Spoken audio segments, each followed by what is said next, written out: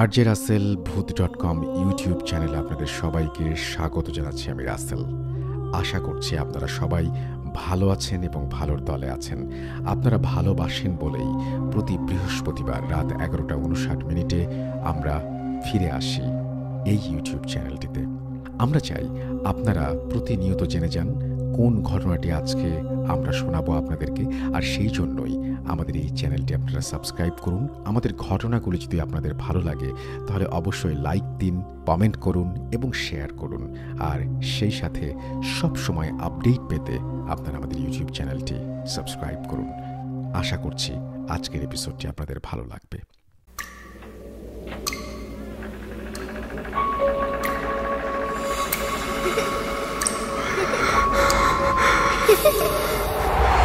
লুকোচুরি খেলবে? লুকোচুরি তুমি লুকাও, আমি ঠিকই তোমাকে খুঁজে পাবো।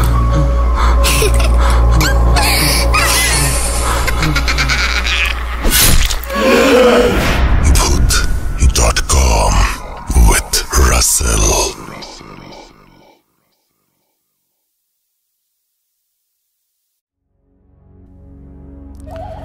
শুনছেন ভূত.com, আমি রাসেল আছি সাথে, এবং ঘড়িতে সময় রাত 12টা হয়ে গেল। আমি চাই একেবারেই আপনাদের সাথে 12টার সময় আমি একটা জিনিস খুব অপছন্দ করি, 12টার সময় পাশে যে স্যাটারডেটা ওঠে। আচ্ছা, আমরা চলে যাই সরাসরি ঘটনায়। প্রথম যে ঘটনাটি সেটি একটি ছোট্ট ইমেল। চলুন আমরা কথা না বাড়িয়ে সেই ইমেইলটি শুনে আসি। আশা করছি পুরোটা সময় আমাদের সঙ্গে থাকবেন। চলুন প্রথম ইমেলটি শুনে ফেলি। আজ আবার শুনতে পাচ্ছেন শব্দটা? ভয়ের আরেক নাম Voot.com with Russell.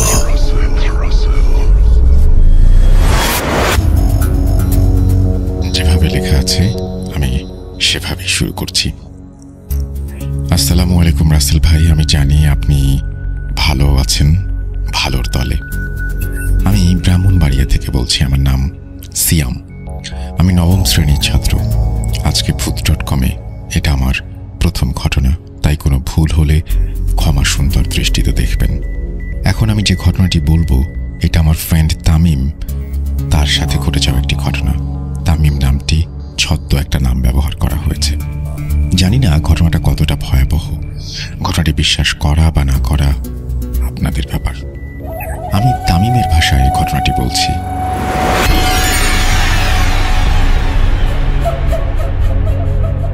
সময়টা 2012-র শেষ এবং 2013-র শুরুর দিকের ঘটনা। আমার বয়স তখন 5 বছর। আমরা গ্রামের বাড়িতে থাকতাম। আমার লেখাপড়ার জন্য আমরা গ্রাম থেকে ব্রাহ্মণবাড়িয়া শহরে এসেছিলাম 2012 সালের 29 ডিসেম্বর। তখন আমি ছোট, নতুন শহরে আসছিলাম। সবকিছুই নতুন ছিল আমার জন্য। ঘটনা 1। সময়টা 2012-র 29 ডিসেম্বর থেকে 2013-র 5 জানুয়ারির মধ্যে কোনো একটা সময় হবে। তখন অনেক রাত। আম্মু ঘুমাচ্ছিল। বলে রাখা ভালো, আমার বাবা প্রবাসী, তাই আমি, আমার বোন এবং আম্মু বাসায় থাকতাম। আমাদের বাসা ছিল ব্রাহ্মণবাড়িয়ায় তখনকার সবচেয়ে বড় বিল্ডিং, যেটা 14 তলার পাশে। ওই রাতে যখন আমার ঘুম ভাঙে তখন আমি জানালার কাছে দেখি একটা অতি প্রাকৃত কিছুর অস্তিত্ব। কিছু খেয়াল করার পর আমি অবয়বটাকে দেখতে পেলাম। ওই অবয়বটা আমাকে দেখে একটা পৈশাচিক হাসি দেয়, যা দেখে অনেক ভয় পাই এবং আমি যে ঘুমিয়ে পড়ি। সকালে আমি এটাকে ভুল ভেবে আর আম্মুকে বলিনি। ঘটনা 2। এর কিছুদিন পরে আম্মু বলল রাতে আমাদের খাট নাকি অনেক কাঁপছিল। প্রথমে আম্মু ভেবেছিল ভূমিকম্প, পরে পাশে খেয়াল করে দেখতে পেল অন্য কোনো কিছু নড়ছে না। তখন আম্মু কিছুটা ভয় পায় এবং দোয়া কালাম পড়ে ঘুমানোর চেষ্টা করে। ঘটনা 3। এর পরের দিনের ঘটনা। দ্বিতীয় দিনের মতোই আবার এই ঘটনাটি ঘটল। তখন আমিও ওই খাটের কম্পনটি অনুভব করেছিলাম। ঘটনা 4। এর পরের দিন আমার আম্মু আর আমার দূর সম্পর্কের একজন খালুর সাথে যোগাযোগ হলো, যিনি হুজুর। তখন আম্মু আমার খালুকে বাসায় আসতে বললেন। তিনি আমাদের পুরো বাসা ঘুরে আম্মুকে বললেন তিনি পরদিন জানাবেন। এরই মাঝখানে আমাদের নানা রকমের অতি প্রাকৃত ঘটনা ঘটতে থাকে। পরদিন আমার খালু আম্মুকে ফোন করে বলল একটা খারাপ জিন যা আমার উপরে আসর করার চেষ্টা করছে। ওই দিন বিকেলে খালু আমার বাসায় আসার কথা বললেন। যথারীতি খালু বিকেলে বাসায় এসে আমাদের 3 জনকে 3টা তাবিজ দেন এবং সব সময় এটা আমাদের পড়ে থাকতে বললেন। এরই সাথে উনি আমাদের বাসা বন্ধ করে দেন। কিন্তু খালু আমাদের বলেন কোনো মৃত বাড়িতে বা জানাজায় অংশগ্রহণ করার সময় যেন তাবিজ খুলে যায়। ঘটনা 5। এরপর 5 বছর চলে যায়। সময়টা 2018। আমি তখন 5ম শ্রেণীতে পড়ি। এরই মাঝে আমার সাথে অন্য কোনো ঘটনা ঘটেনি। ওই বছর আমি গরমের ছুটিতে আমার মামার বাড়িতে যাই এবং এর মধ্যে এক শুক্রবার জুম্মার নামাজের পর একজনের জানাজা ছিল। তখন আমি জানাজায় অংশগ্রহণ করি, কিন্তু তখন আমি তাবিজ খুলতে ভুলে যাই, আর এটা আমি তখন খেয়ালও করিনি। ঘটনা 6। ওই দিন রাতে আমি এবং আমার মামাতো ভাই বাইকে ঘুরতে যাওয়ার সিদ্ধান্ত নিই। আমার মামাতো ভাইয়ের নাম সাইম, এটিও ছদ্মনাম। বাইকটা সাইম ভাইয়ের না, বাইকটা ছিল তার বড় ভাই রাজীব ভাইয়ের। আর বাইকটা অনেক এক্সপেন্সিভ হয়। সাইম ভাই খুব ভালোভাবে চালাতে না পারায় রাজীব ভাই বাইকটা সাইম ভাইকে দিতে চাইতো না। ওই দিন রাজীব ভাই বাড়িতে না থাকায় আমরা সবাই লুকিয়ে লুকিয়ে ঘুরতে যাওয়ার সিদ্ধান্ত নেই। ঘটনা 7। আমরা প্রায় 11:30টার দিকে বাসা থেকে বের হই। অনেক সময় ঘোরার পর সাইম ভাই বলল তার বন্ধুর বাসায় যাবে, তাই আমরা তার বন্ধুর বাসায় যাই। ওখানে সাইম ভাইয়ের বন্ধুর সাথে অনেক সময় কথা বলার পর আমরা বাসায় চলে আসলাম। তখন অনেক রাত। মাঝখানে রাস্তায় অনেক সময় চলার পরও আমাদের যেন রাস্তা শেষ হচ্ছিল না। তখন আমি এবং আমার মামাতো ভাই তো নানা রকম ভয়ানক শব্দ শুনছি। তখন আমার মামাতো ভাই আয়াতুল কুরসি পড়তে শুরু করলো এবং ওই মায়াজাল থেকে বেরিয়ে আসলো এবং তাড়াতাড়ি সামনের এলাকার মসজিদে আমরা দুজনেই ঢুকে পড়ি। আমরা মসজিদের ভেতর থেকে বাইরে নানা ধরনের আওয়াজ পাই, মনে হয় কেউ আমাদের ডাকছে এমন। তখন আমরা একটি কথা বারবার শুনতে পারছিলাম। কথাটি ছিল এমন, বাইরে আয়। আর শুনতে পারলাম আমাদের নাকি ছাড়বে না। তখন ভয়ে মসজিদে অজু করে কোরআন পড়তে শুরু করলাম। এর একটু পরে আমরা দেখতে পেলাম ওই মসজিদের বড় হুজুর আসলেন এবং আমি হুজুরকে সবকিছু খুলে বললাম। তিনি তখন ওই তাবিজটা দেখাতে বললেন, কিন্তু আমার মনে পড়ে তখন আমি হুজুরকে তাবিজের কথা বলিনি। তো হুজুর জানলো কিভাবে? তখন আমি এই বিষয়টি খেয়ালও করিনি তেমন। তারপর হুজুর আমাকে তাবিজটি ফিরিয়ে দেয় এবং আমাকে তাবিজ পড়তে বলে। আবার হুজুর আমাদের বলল একটু পর ফজরের নামাজ পড়ে আমরা যেন বাসায় যাই। হুজুর আমাদের আরও বললেন আমার সাথে আর কিছু হবে না। এটা বলে হুজুর বাইরে চলে যান। ওই রাতে ফজরের নামাজের সময় আমার আরেক মামাতো ভাই নামাজ পড়তে আসে, যার নাম শরীফ। তিনি 5 ওয়াক্ত নামাজ পড়তেন। শরীফ ভাইকে দেখে আমরা তখন ঘটনাটি বলতে পারিনি। তখন আমি একটা জিনিস খেয়াল করলাম, ওই বড় হুজুর নামাজ পড়তে আসেননি, নামাজ পড়তে এসেছিল বড় হুজুরের ছাত্র। আর আমি শরীফ ভাইকে নিয়ে তখন বাড়িতে চলে যাই। পরদিন বিকেলে আমরা শরীফ ভাইকে সবকিছু খুলে বলি। তখন শরীফ ভাই বলে মসজিদের বড় হুজুর তো অসুস্থ, তিনি 1 সপ্তাহ থেকে হাসপাতালে, হুজুরের ছাত্র নামাজ পড়ান। এটা শুনে আমি এবং সাইম অনেক ভয় পেয়ে যাই। আমি তখন ওই বড় হুজুরের ছাত্রকে সম্পূর্ণ ঘটনা বলি। তিনি বলেন এরকম অনেক ঘটনা আমাদের সাথে ঘটে যা কখনো বুঝতে পারি না, যার কোনো বিশ্লেষণ থাকে না, হয়তো আমাদের কাছে থাকে না, হয়তো ওই সময় আমাদেরকে সাহায্য করেছিলেন তিনি, হয়তো তার রূপ ধরে ভালো কোনো জিন। এরপর আমার সাথে আর কোনো ঘটনা ঘটেনি এই বলে আমার বন্ধু তামিম তার ঘটনা শেষ করে। জানি না ঘটনাটি কতটা ভয়াবহ হয়েছে, কিন্তু তামিম বলে ঘটনাটি সম্পূর্ণ সত্যি। লেখায় ভুল ত্রুটি হলে ক্ষমা করবেন। ঘটনাটি আমি অনেক আগে শুনেছিলাম, কিন্তু এখানে একটা কিছু নতুন করে যুক্ত করিনি, বরং আমার অনেক কিছু বাদ দিয়ে ঘটনাটি আমি লিখেছি। আমার নিজস্ব নাম্বার না থাকায় আমি নাম্বার দিতে পারলাম না। রাসেল ভাই আপনাকে ধন্যবাদ এত সুন্দর করে ভূত.com-এর মাধ্যমে আমাদের ভয়ের জগতে নিয়ে যাওয়ার জন্য। দীর্ঘদিন চলুক ভূত.com, পাশে আছি। থ্যাংক ইউ ভেরি মাচ, আপনাকে অনেক ধন্যবাদ। আশা করছি পরবর্তীতে আপনি ঘটনা পাঠাবেন। আমরা চলে যাব আমাদের পরবর্তী ঘটনায়।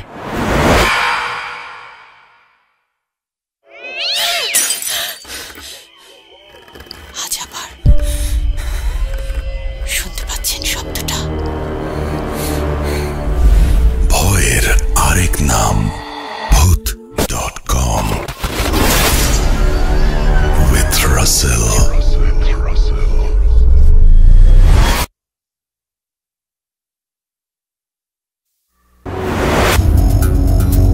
যেভাবে লেখা আছে আমি সেভাবে শুরু করছি। প্রিয় রাসেল ভাইয়া, আসসালামু আলাইকুম, আশা করি ভালো আছেন। ওয়ালাইকুম সালাম। তারপরে তিনি লিখছেন, আমি শুভ, ঠিকানাটি না বললেই খুশি হব। তারপরে তিনি তার ঠিকানা শেয়ার করেছেন।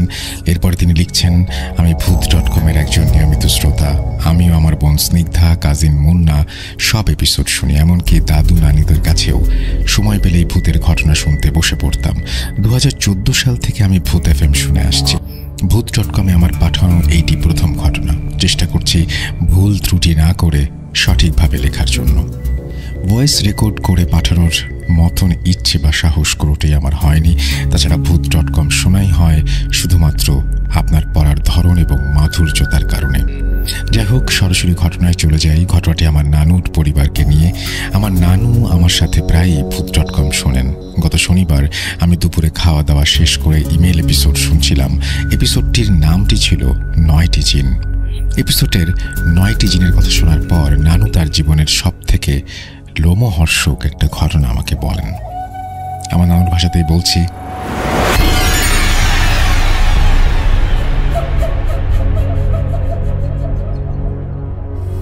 সাল 1968, সময় বর্ষাকাল, চারিদিকে থই থই পানি।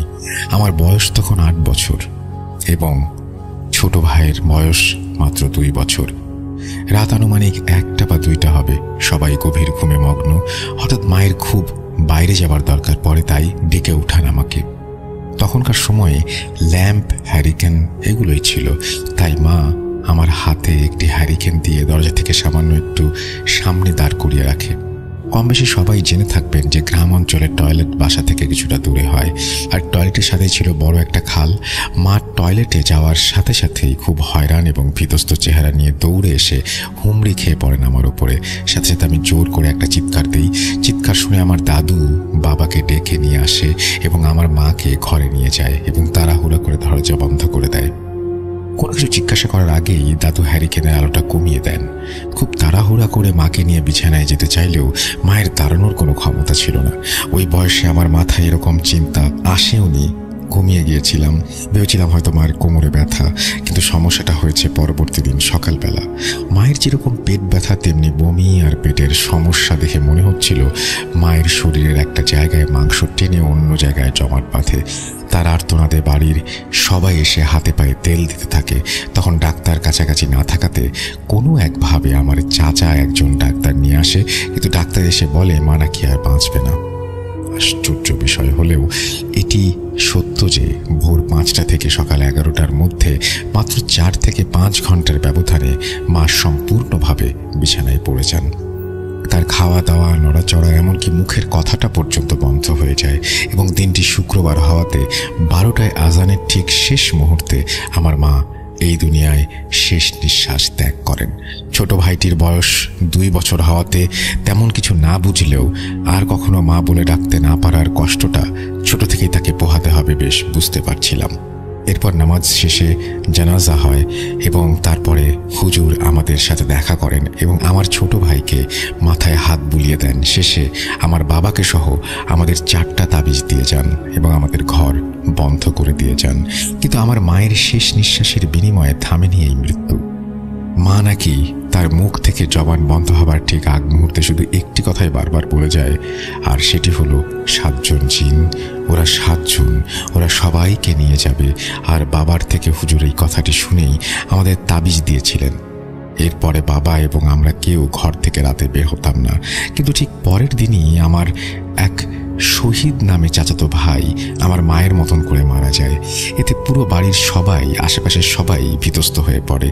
এরপরে আমার মামি অনেকের বারণ উপেক্ষা করে আমাদের দেখতে আসে, কিন্তু আশ্চর্যজনকভাবে আমার মামি 3 দিন পরে মারা যায়। এরপরে এক চাচাতো ভাইয়ের বউ, তার 3টি ছোট বাচ্চা, যার মধ্যে একজন আমার থেকে 1 বছরের ছোট ছিল। এরপরে নূরজাহান নামে এক চাচাতো বোন ঠিক একইভাবে মারা যায়। এরপরে ঘটে গা শিউরে ওঠার মতো ঘটনা। চাচাতো বোন মারা যাওয়ার পরে আসর নামাজ বাদ তার জানাজা দেয়া হয়, কিন্তু আমাদের সেই হুজুর জানাজা দেওয়ার পরেই তিনিও তার পরের দিনই মারা গেলেন। এরপরে 6 দিনে 4 জন মারা যায়। কে কখন মৃত্যুর দেখা পাবে প্রতিটা মুহূর্ত কাটতে লাগলো আতঙ্কে। এরপর মাগরিবের আগেই সবাই যে যার ঘরে চলে যেত। এরপরে এটির একটা বিহিত করার জন্য সবাই মিলে একজন হুজুর খুঁজছিল, কিন্তু এমন কিছু শোনার পরে কেউই আসতে রাজি হচ্ছিল না। এরপরে অনেক খুঁজে বড় একজন আলেম বাড়িতে নিয়ে আসা হয়, কিন্তু সে বাড়িতে প্রবেশ করার সাথে সাথেই বলে দিলেন এই কাজ তার পক্ষে করা অসম্ভব এবং সে 3 দিন পরে আরও 3 জন নিয়ে আসবেন এর বিহিত করার জন্য বললেন। আর এই 3 দিন কেউ মাছ মাংস এমনকি বাগার দেওয়ার মতো কোনো তরকারিও রান্না করতে পারবে না এই বাড়িতে। আর ঠিক যতদিন এমন থাকবে ততদিন শুধু করলা, লাউ, দুধ খেতে হবে। এটি টানা 27 দিন করতে হয়েছে। 3 দিন পরে যে হুজুর 3 জন ফকির নিয়ে আসেন, এর মধ্যে ফকির যে ছিলেন তার নাম ছিল হাশেম ফকির। তিনি বাড়িতে ঢুকেই আমাদের বললেন যে অনেক দেরি করে ফেলেছেন, যাই হোক তবে এর বিহিত করেই ছাড়বো ইনশাল্লাহ। এরপরে শুরু হয় তার কার্যক্রম। সন্ধ্যার পরেই বাড়ির উঠোনের মাঝখানে বড় গর্ত করে আগুন জ্বালিয়ে দিতেন এবং 2 থেকে 3 কেজি শুকনো মরিচ পোড়াতেন। কিন্তু আশ্চর্যের বিষয় হলো এতে মরিচ পোড়ানোর কোনো গন্ধই হতো না।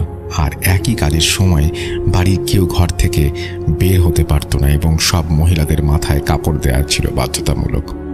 এরকম চলতে থাকে 7 দিন। এর মাঝে 3য় দিনের সময় বড় ফকির তার একজন সঙ্গীর ওপরে সেই 7 জন জিনের সর্দারকে হাজির করেন। অনেক তর্ক বিতর্ক জেরা করা হয়। তারপর কথাটা ছিল এরকম, তোরা কারা, কোথা থেকে এসেছিস, কতজন এসেছিস, এর জান নিচ্ছিস? আমরা পূর্ব নদী থেকে এসেছি, আমরা 7 জন, আমাদের চালান করা হয়েছে, 21টা জান না নিয়ে যাব না। অনেক হয়েছে, এবার অন্যদিকে যা, আমি থাকতে আর কোনো জান যাবে না। এরপর তার সঙ্গী অবচেতন হয়ে যায় এবং তার পরের দিন প্রতি রাতে একইভাবে আগুন ধরিয়ে 1 থেকে 2 কেজি করে শুকনো মরিচ পোড়ানো হতো। কিন্তু ফকিরদের মরিচ পোড়ানো আর সারা বাড়ি মহড়া দেয়া শেষ মুহূর্তে মনে হতো কেউ সারা বাড়ি দিয়ে শুকনো গাছপালা টেনে হিঁচড়ে নিয়ে যাচ্ছে। গরুর দল বেঁধে বাড়ির মধ্যে দৌড়ানো, ঘরের পেছনে বাঁশ গাছ দুমড়ে মুচড়ে ভেঙে ফেলেছে। 6 দিন 2 রাতের সময় আমাদের ঘরের পেছনে মুরগি ঘরের পাশে হাশেম ফকির ও তার স্ত্রী এবং সেই আলেম দৌড়ে আসলেন। আর কেউ একজনের সাথে খুব তর্কে জড়িয়ে পড়লেন। যেটা ছিল এমন, তুই একটা জানও নিতে পারবি না, তোর এখনই যেতে হবে।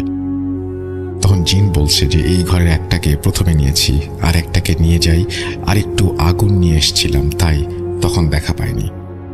দাঁড়া, জানের বদলে তাহলে জান দিচ্ছি। এই বলেই তিনি হাতে থাকা কলা গাছের ডাঁট দিয়ে মাটির ওপরে 7টি বাড়ি দিলেন আর তারপর পায়ের গোড়ালি দিয়ে মাটির ওপরে সজোরে 3টি আঘাত করলেন। অতঃপর মুরগি ঘরের ভেতরে মুরগিগুলো প্রচণ্ড দাবাদাপি শুরু করলো। এরপরে পুরো বাড়ি নিস্তেজ হয়ে যায়। পরের দিন সকালে দাদু মুরগির ঘর খুলে দেখেন 47টি মুরগি মরে পড়ে আছে। এরপরে ফকির ও আলেম আসেন আর ইনশাল্লাহ আমরা বিপদ মুক্ত হই। অতঃপর দাদু বললেন তিনি নাকি আমাকে ঘরে আনার সময় দেখেন যে অনেক লম্বা 7 জন খালাকে পানির ওপর দিয়ে পশ্চিম পাশ দিয়ে বাড়ির দিকে নিয়ে আসছে, যার কারণে দাদু তাড়াহুড়া করে দরজা বন্ধ করে নাতির কাছে আগুন ছিল তাই নাগালে পান এবং সেটা নিয়ে আসেন। কিন্তু ওকেই যেতে হয়েছিল। জানের বদলে জান, আপনার কাছে আমার নাতি বেশি নাকি মুরগি বেশি? এরপরে ইনশাল্লাহ আর কোনো সমস্যা হয়নি। ঘটনাটি নানুর অনুমতি নিয়ে পাঠিয়েছি, এমনকি সে এটি ভূত.com-এ শোনার অপেক্ষা করছে। আর 27 দিনের মাঝে আরও অনেক কিছু ঘটনা ঘটবে, আমরা জানবো এবং সেগুলো পাঠিয়ে দেবো। থ্যাংক ইউ ভেরি মাচ আপনাকে, এবং আশা করছি এভাবে ঘটনা পাঠাবেন russell.booth.com এই অ্যাড্রেসে। আমরা চলে যাব আমাদের পরবর্তী ঘটনায়।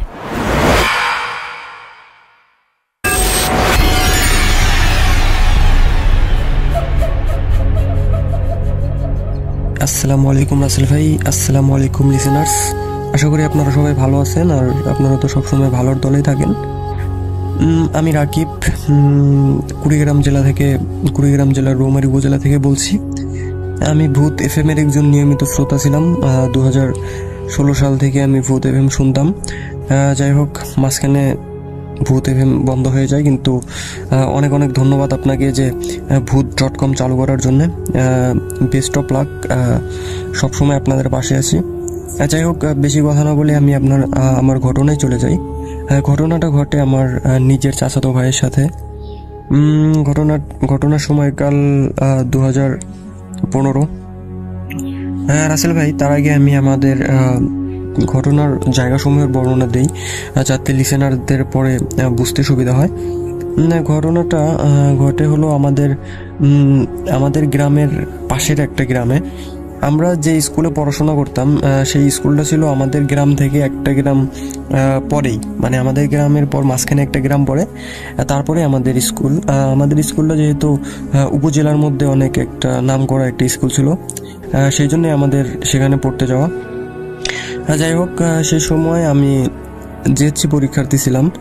আর আমার সাথে যে ভাইয়ের সাথে যে ঘটনাটা ঘটছে, সে ছিল এসএসসি পরীক্ষার্থী।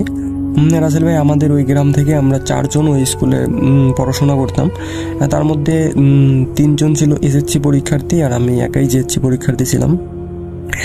যাই হোক, ওই রাস্তায় আমাদের গ্রামের পাশ দিয়ে একটা নদী চলে গেছে। ওই নদীটা পার হয়ে আমাদের স্কুলে যেতে হতো। ওই নদীটার উপরে একটা পুল ছিল, পুল মানে ব্রিজ, বাঁশের ওটাকে গ্রামের ভাষায় বলে পুল। যাই হোক, ওই পুল পাড়ি দিয়েই পুলের পাশে একটা পরিত্যক্ত একটা ভিটা ছিল। ভিটা কোনো কবরস্থান বা কিচ্ছু না, সিম্পল একটা ভিটার মধ্যে অনেক রকমের গাছ, অনেক পুরনো গাছ। গ্রাম অঞ্চলে এরকম অনেক ভিটাই পাবেন আপনি। সেই ভিটাটার নাম ছিল আপনার তোতার ভিটা, কারণ ওই ভিটাটার মালিক ছিলেন তোতা মিয়া নামে একটা লোক। সে অনেক আগেই মারা যায়, 1900 সালের দিকে সে মারা যায়। সেই থেকেই সেই ভিটাটার নাম তোতার ভিটা। সেই ভিটায় অনেক পুরনো গাছ আছে, সেই ভিটায় অনেক ঘটনা রয়েছে। যাই হোক রাসেল ভাই, ওই ভিটাটা পার হওয়ার পর অনেকটুকু রাস্তা ফাঁকা, মানে আপনার আরেকটা গ্রামের সংযোগস্থল, যেহেতু অনেকটুকু রাস্তা ফাঁকা থাকে। তারপরে আমাদের ওই গ্রামের শেষের দিকে আমাদের স্কুল। যাই হোক রাসেল ভাই, যেহেতু আমরা পরীক্ষার্থী ছিলাম, আমাদের একসাথে জিএসসি পরীক্ষাও ছিল, এসএসসি পরীক্ষাও ছিল, তখন কি করতো রাসেল ভাই, আমাদের স্কুল থেকে প্রতিবারই কোচিংয়ের ব্যবস্থা করতো টিচাররা। কি হতো যে আমাদের 2 মাস অথবা 3 মাসের জন্য একটা কোর্স করতো স্যার। যেহেতু ওই সময় প্রাইভেটের ওই রকম প্রচলন ছিল না, সেজন্য কোচিংটা অনেক ইফেক্টফুল ছিল। আসলে ওই কোচিংটা ছিল আপনার সন্ধ্যা 7টা থেকে 10টা। যারা স্থানীয় ছিল সেইখানকার তারা তো সেখানে ভালোভাবেই কোচিং করতে পারতো, কিন্তু আমরা যেহেতু অনেক দূর থেকে ছিলাম, যেহেতু গ্রাম অঞ্চলের একটা এলাকা, সেটা অনেক টাফ রাত করে কোচিং করা। যাই হোক, যেহেতু আমরা 4 জন ছিলাম, 4 জনের বাবা মার সাথে কথা বলে আমরা সিদ্ধান্ত নিলাম যে আমরা 4 জনেই একসাথে কোচিং করব। যাই হোক, যে কথা সেই কাজ, আমরা কোচিংয়ে ভর্তি হলাম।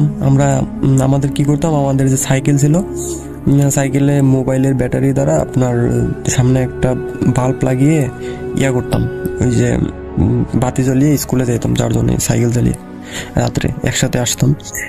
যাই হোক, এভাবেই আপনার 15-20 দিন যাওয়ার পর কি হয় যে আমাদের ওইখানে একটা বন্যা হয়। আমাদের গ্রামে বন্যা হওয়ার কারণে আমাদের নদী ভরে যাওয়ার কারণে আমাদের ওই যে পুল সেটা ভেঙে যাওয়ার কারণে একটা ভয়াবহ একটা অবস্থা সৃষ্টি হয়। কারণ সেখানে ভেলা দ্বারা মানুষ পারাপার হতো। যেহেতু আমরা রাত করে কোচিং করতাম, ভেলা দ্বারা পার হওয়াটা অনেক ঝুঁকির ছিল আমাদের। সেখানে মাঝে মাঝে ভেলা পাওয়া যাইতো না, মানে ওই ফেরি ভেলা মানে হইলো আমরা ভুরা দিয়ে বার হতাম, তখন তো সাইকেলও আনা যাইতো না। আমাদের গ্রাম থেকে আমাদের স্কুলে যেতে সময় লাগতো আপনার 30 মিনিটের মতো। আমাদের কোচিং ছুটি দিত 10টায়। যাই হোক, আমাদের যখন বন্যাটা আসলো, তখন আমার বাড়ি থেকে আমাদের স্কুলের যে দপ্তরের বাসা ছিল সেখানে আমাকে লজিং রাখা হলো। সেখান থেকে আমি কোচিং করতাম। কিন্তু আমাদের যে 3 ভাইরা ছিল, মানে আমাদের এলাকার, আমার নিজের চাচাতো ভাই আর 2 জন এলাকার, তারা যেহেতু 3 জন অনেক বড়ই ছিল, এসএসসি পরীক্ষার্থী, তারা সিদ্ধান্ত নিল যে তারা একসাথে বাড়ি থেকে কোচিং করবে।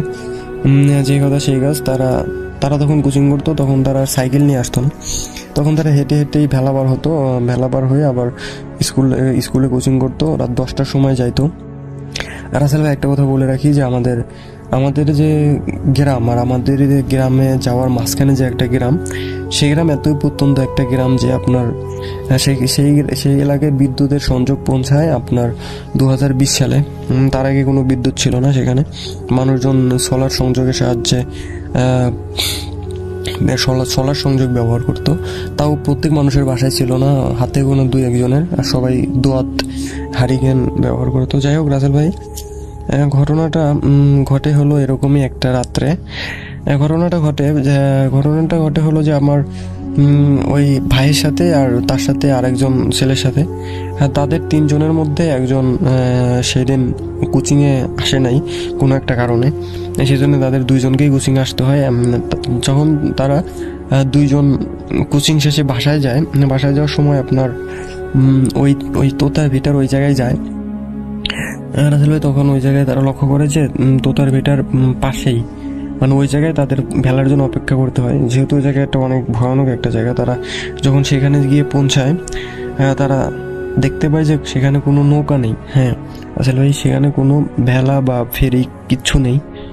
তারা অনেক ঘাবড়ে যায় মানে যে এত রাত্রে, মানে গ্রামে রাত 10টা 10:30 মানে কিন্তু অনেক রাত, মানুষ 8টা-9টার সময় গ্রামে ঘুমিয়ে পড়ে।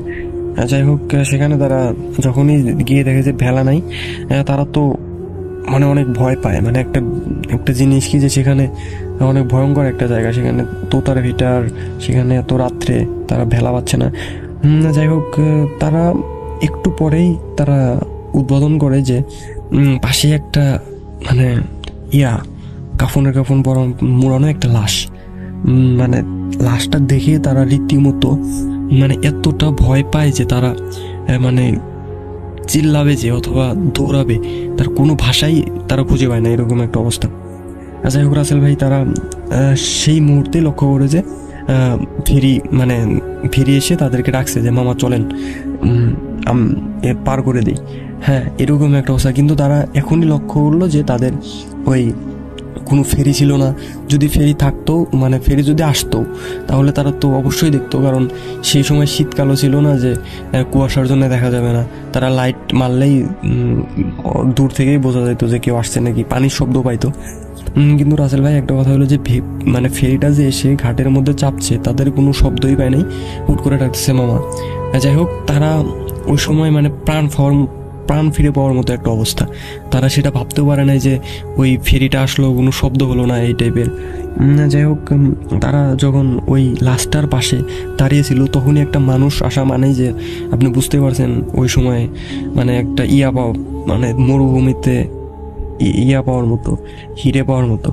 যাই হোক যখনই তারা এটা বলে যে আচ্ছা মামা চলেন তাহলে, তারপরে সরি রাসেল ভাই তার আগে বলে যে এই যে মামা দেখেনি যে কফিনের মোড়ানো এই যে লাশটা, এই কাপড়ে মোড়ানো এই লাশটা, এটা কে জায়গায় রেখে গেছে, কে বা মারা গেছে, কিছুই তো শুনলাম না। আমরা আসলাম থেকে 7টার সময় আমরা কোচিংয়ে আসলাম। পরে বলে যে না মামা এটা একটা অনেক দূরের একটা লোক মারা গেছে, আমি ফেরি দিয়ে তাকে পৌঁছানোর জন্য আসছি, যেহেতু আপনারা আসছেন আপনাদেরও নামিয়ে দেই, তারপরে আমরা এই ফেরি লাশ নিয়ে আমি তার বাসায় পৌঁছে দেবো। যাই হোক রাসেল ভাই তারা প্রথমে রাজি হয় না, বলে যে আমাদের আগে নামিয়ে দেন, তারপরে আপনি লাশটা নিয়ে যান। অনেক জোর জবরদস্তি করার পর রাসেল ভাই তারা লাশটার সাথে যেতে রাজি হয়, যেহেতু কোনো উপায় নেই। রাসেল ভাই একটা কথা বলে রাখি যে যখনই লাশটা নিয়ে তারা মাছ নদীতে যায়, মানে মাছ নদীতে যাওয়ার পর তারা লক্ষ্য করে যে আপনার ওই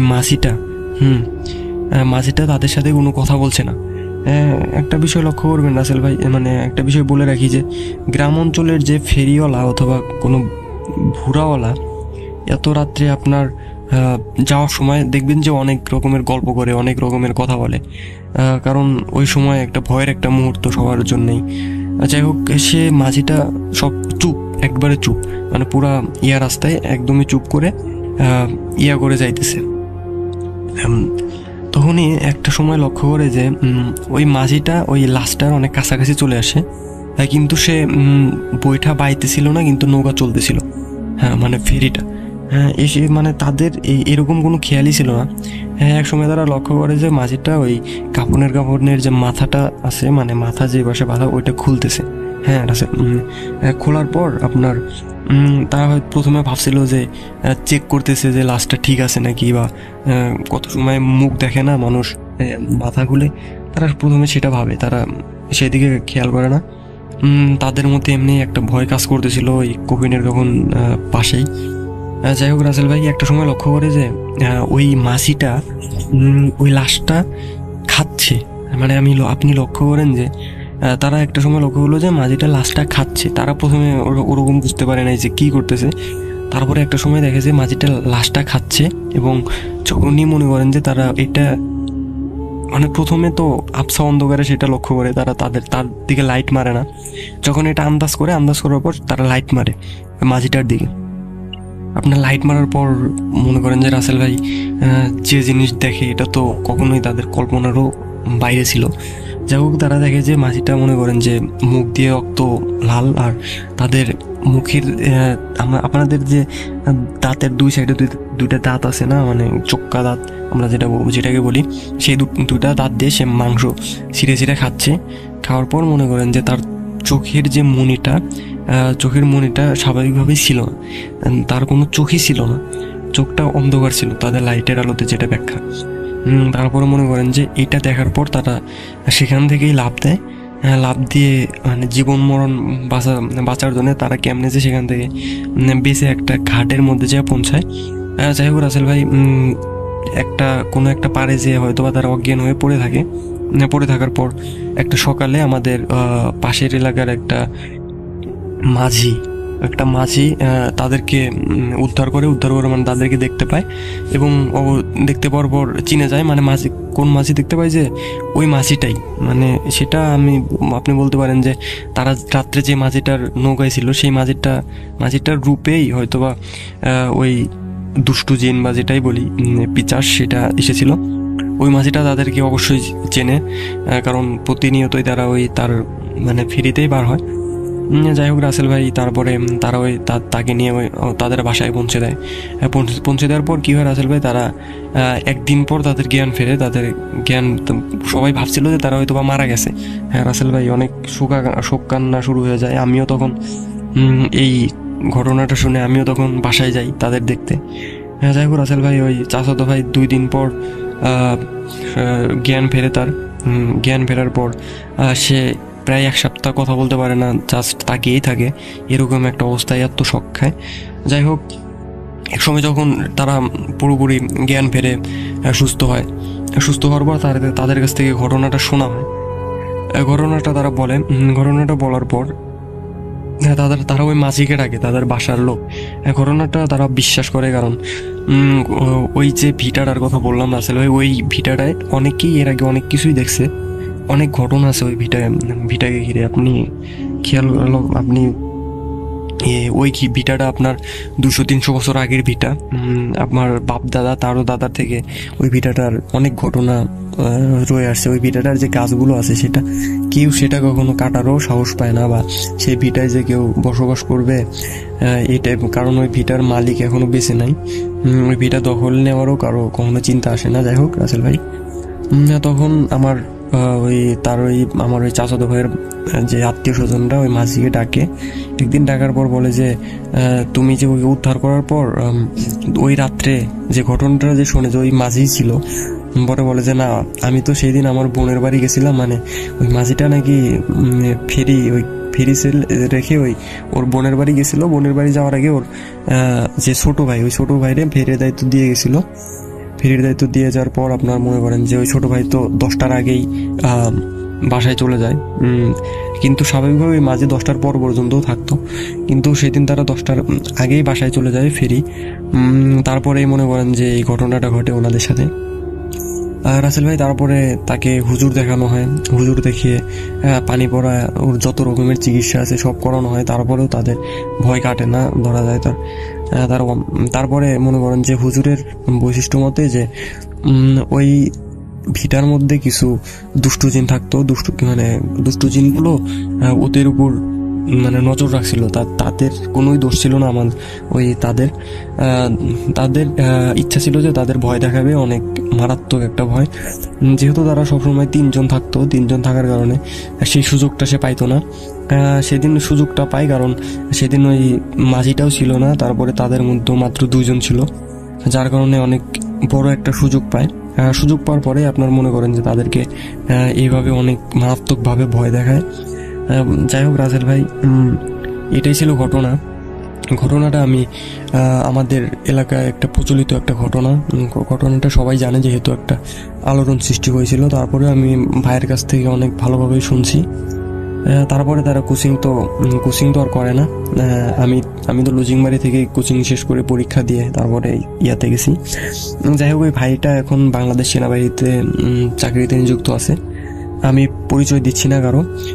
যাই হোক, আশা করি আপনার ঘটনাটা ভালো লাগবে। আর ঘটনাটা সত্যতা আমি বলতে পারি 100%, কারণ ঘটনাটা অনেক ভালোই সারা আমাদের গ্রামে সবাই প্রায় জানে। আমি এখন যেহেতু আমি আমাদের গ্রামে নেই, বর্তমানে আমি রংপুরে বর্তমানে অধ্যয়নরত আছি, রংপুর।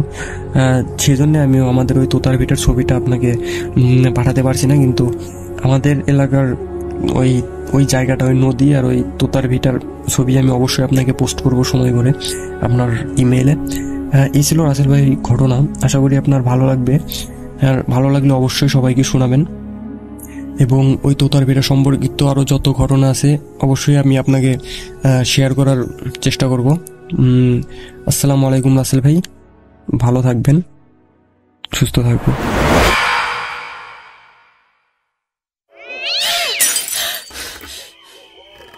আজ আবার শুনতে পাচ্ছেন শব্দটা? ভয়ের আরেক নাম ভূত.com with Russell. আমার কাছে একটা স্টোরি রয়েছে, যেটা একটা ইমেল। সেই ইমেলটা আমি এখন আপনাদেরকে পড়ে শোনাচ্ছি। চলুন কথা না বাড়িয়ে সরাসরি ইমেইলে যাওয়া যাক। যেভাবে লেখা আছে আমি সেভাবেই শুরু করছি। আসসালামু আলাইকুম রাসেল ভাই, স্টুডিওতে এসে শেয়ার করা সম্ভব না বলে আমি চাই আপনি আমার ঘটনাটা পড়ে শুনেন। আমার বয়স তখন 22 বছর। আমি বর্তমানে গ্র্যাজুয়েশন করছি, ফার্স্ট ইয়ারে পড়ছি রাজশাহী সরকারি কামরুজ্জামান ডিগ্রি কলেজ।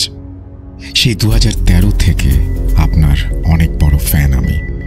যেখানে ভূতের ভয় সেখানেই ভূত এফএম শুরু হয় বলে আমি মনে করতাম।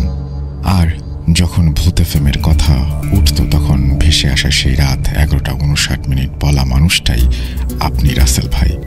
এখন অনেক মিস করি আপনাকে, মিস করি সেই সময়টাকে। যখন শুনলাম শোটা বন্ধ হয়ে গেল মনে মনে অনেক কষ্ট পেয়েছিলাম। যাই হোক, আমি আনন্দিত যে আপনি আপনার নতুন শো শুরু করেছেন। আবার সেই চেনা মানুষটার গলায় ভূত.com শোনার মজাই আলাদা।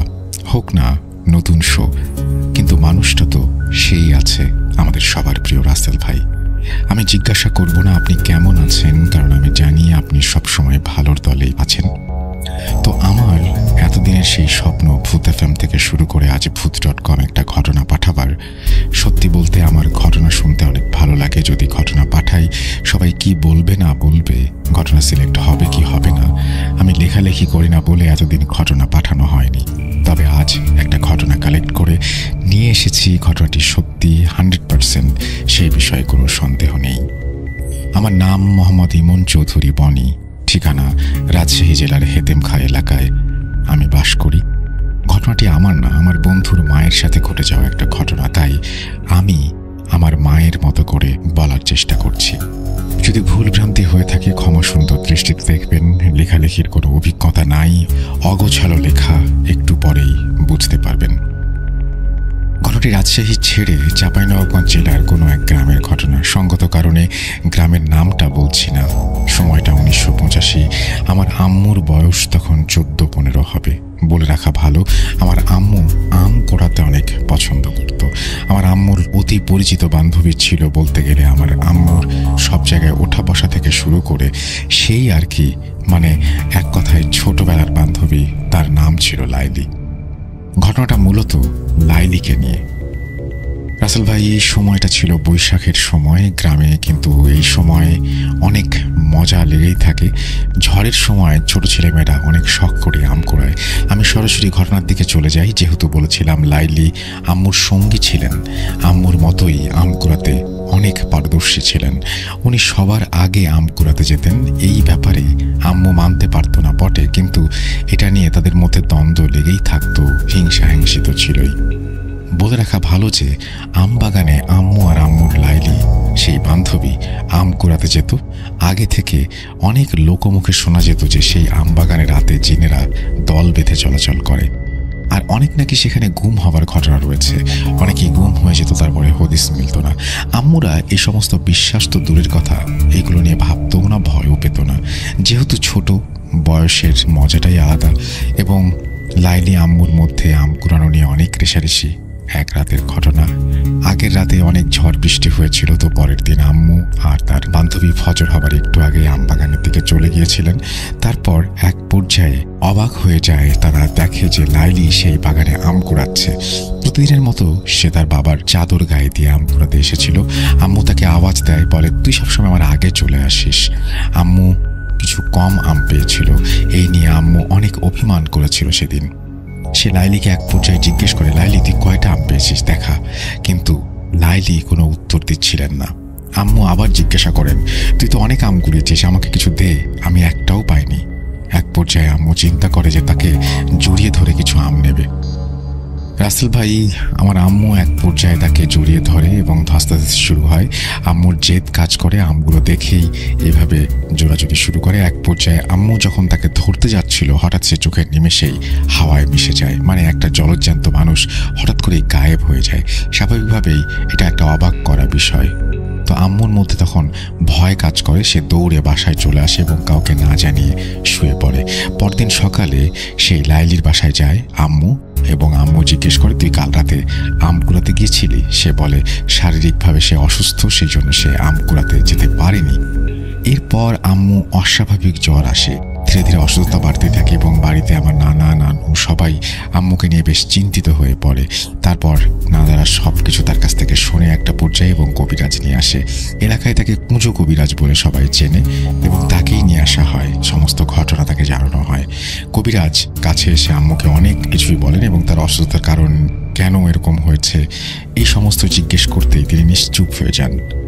এবং বিস্তারিতভাবে কবিরাজ একসময় জানান তার জিন হাজির করার মাধ্যমে। এবং বলে রাখা ভালো, আম্মুর শরীরে প্রচুর জ্বর ছিল, ঠিকমতো আম্মু খেতে পারছিল না, কথাও বলতে পারছিল না।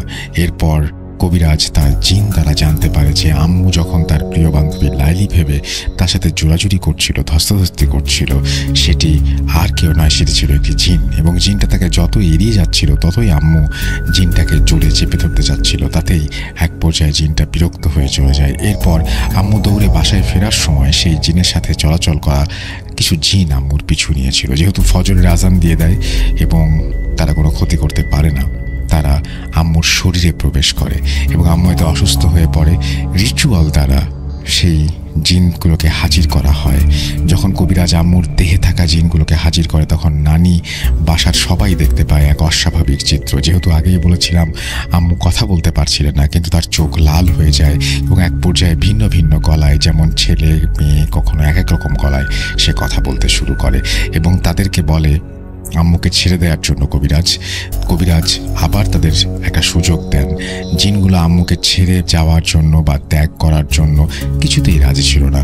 কিছু মন্ত্র টানা করে সে ঝাড়ফুঁক দিয়ে কিছুতেই যখন লাভ হচ্ছিল না, তখন কবিরাজ জানতে পারে যে আমাদের ঘরে একটা জান দিতে হবে। আমরা কারণ জানতে চাইলে কবিরাজ জানান যে এদিকে যখন ঝাড়ফুঁক চলছে, তখন জিনদের দিক থেকেও তারা প্রতিরোধ করছে, যার কারণে কাজ হচ্ছিল না।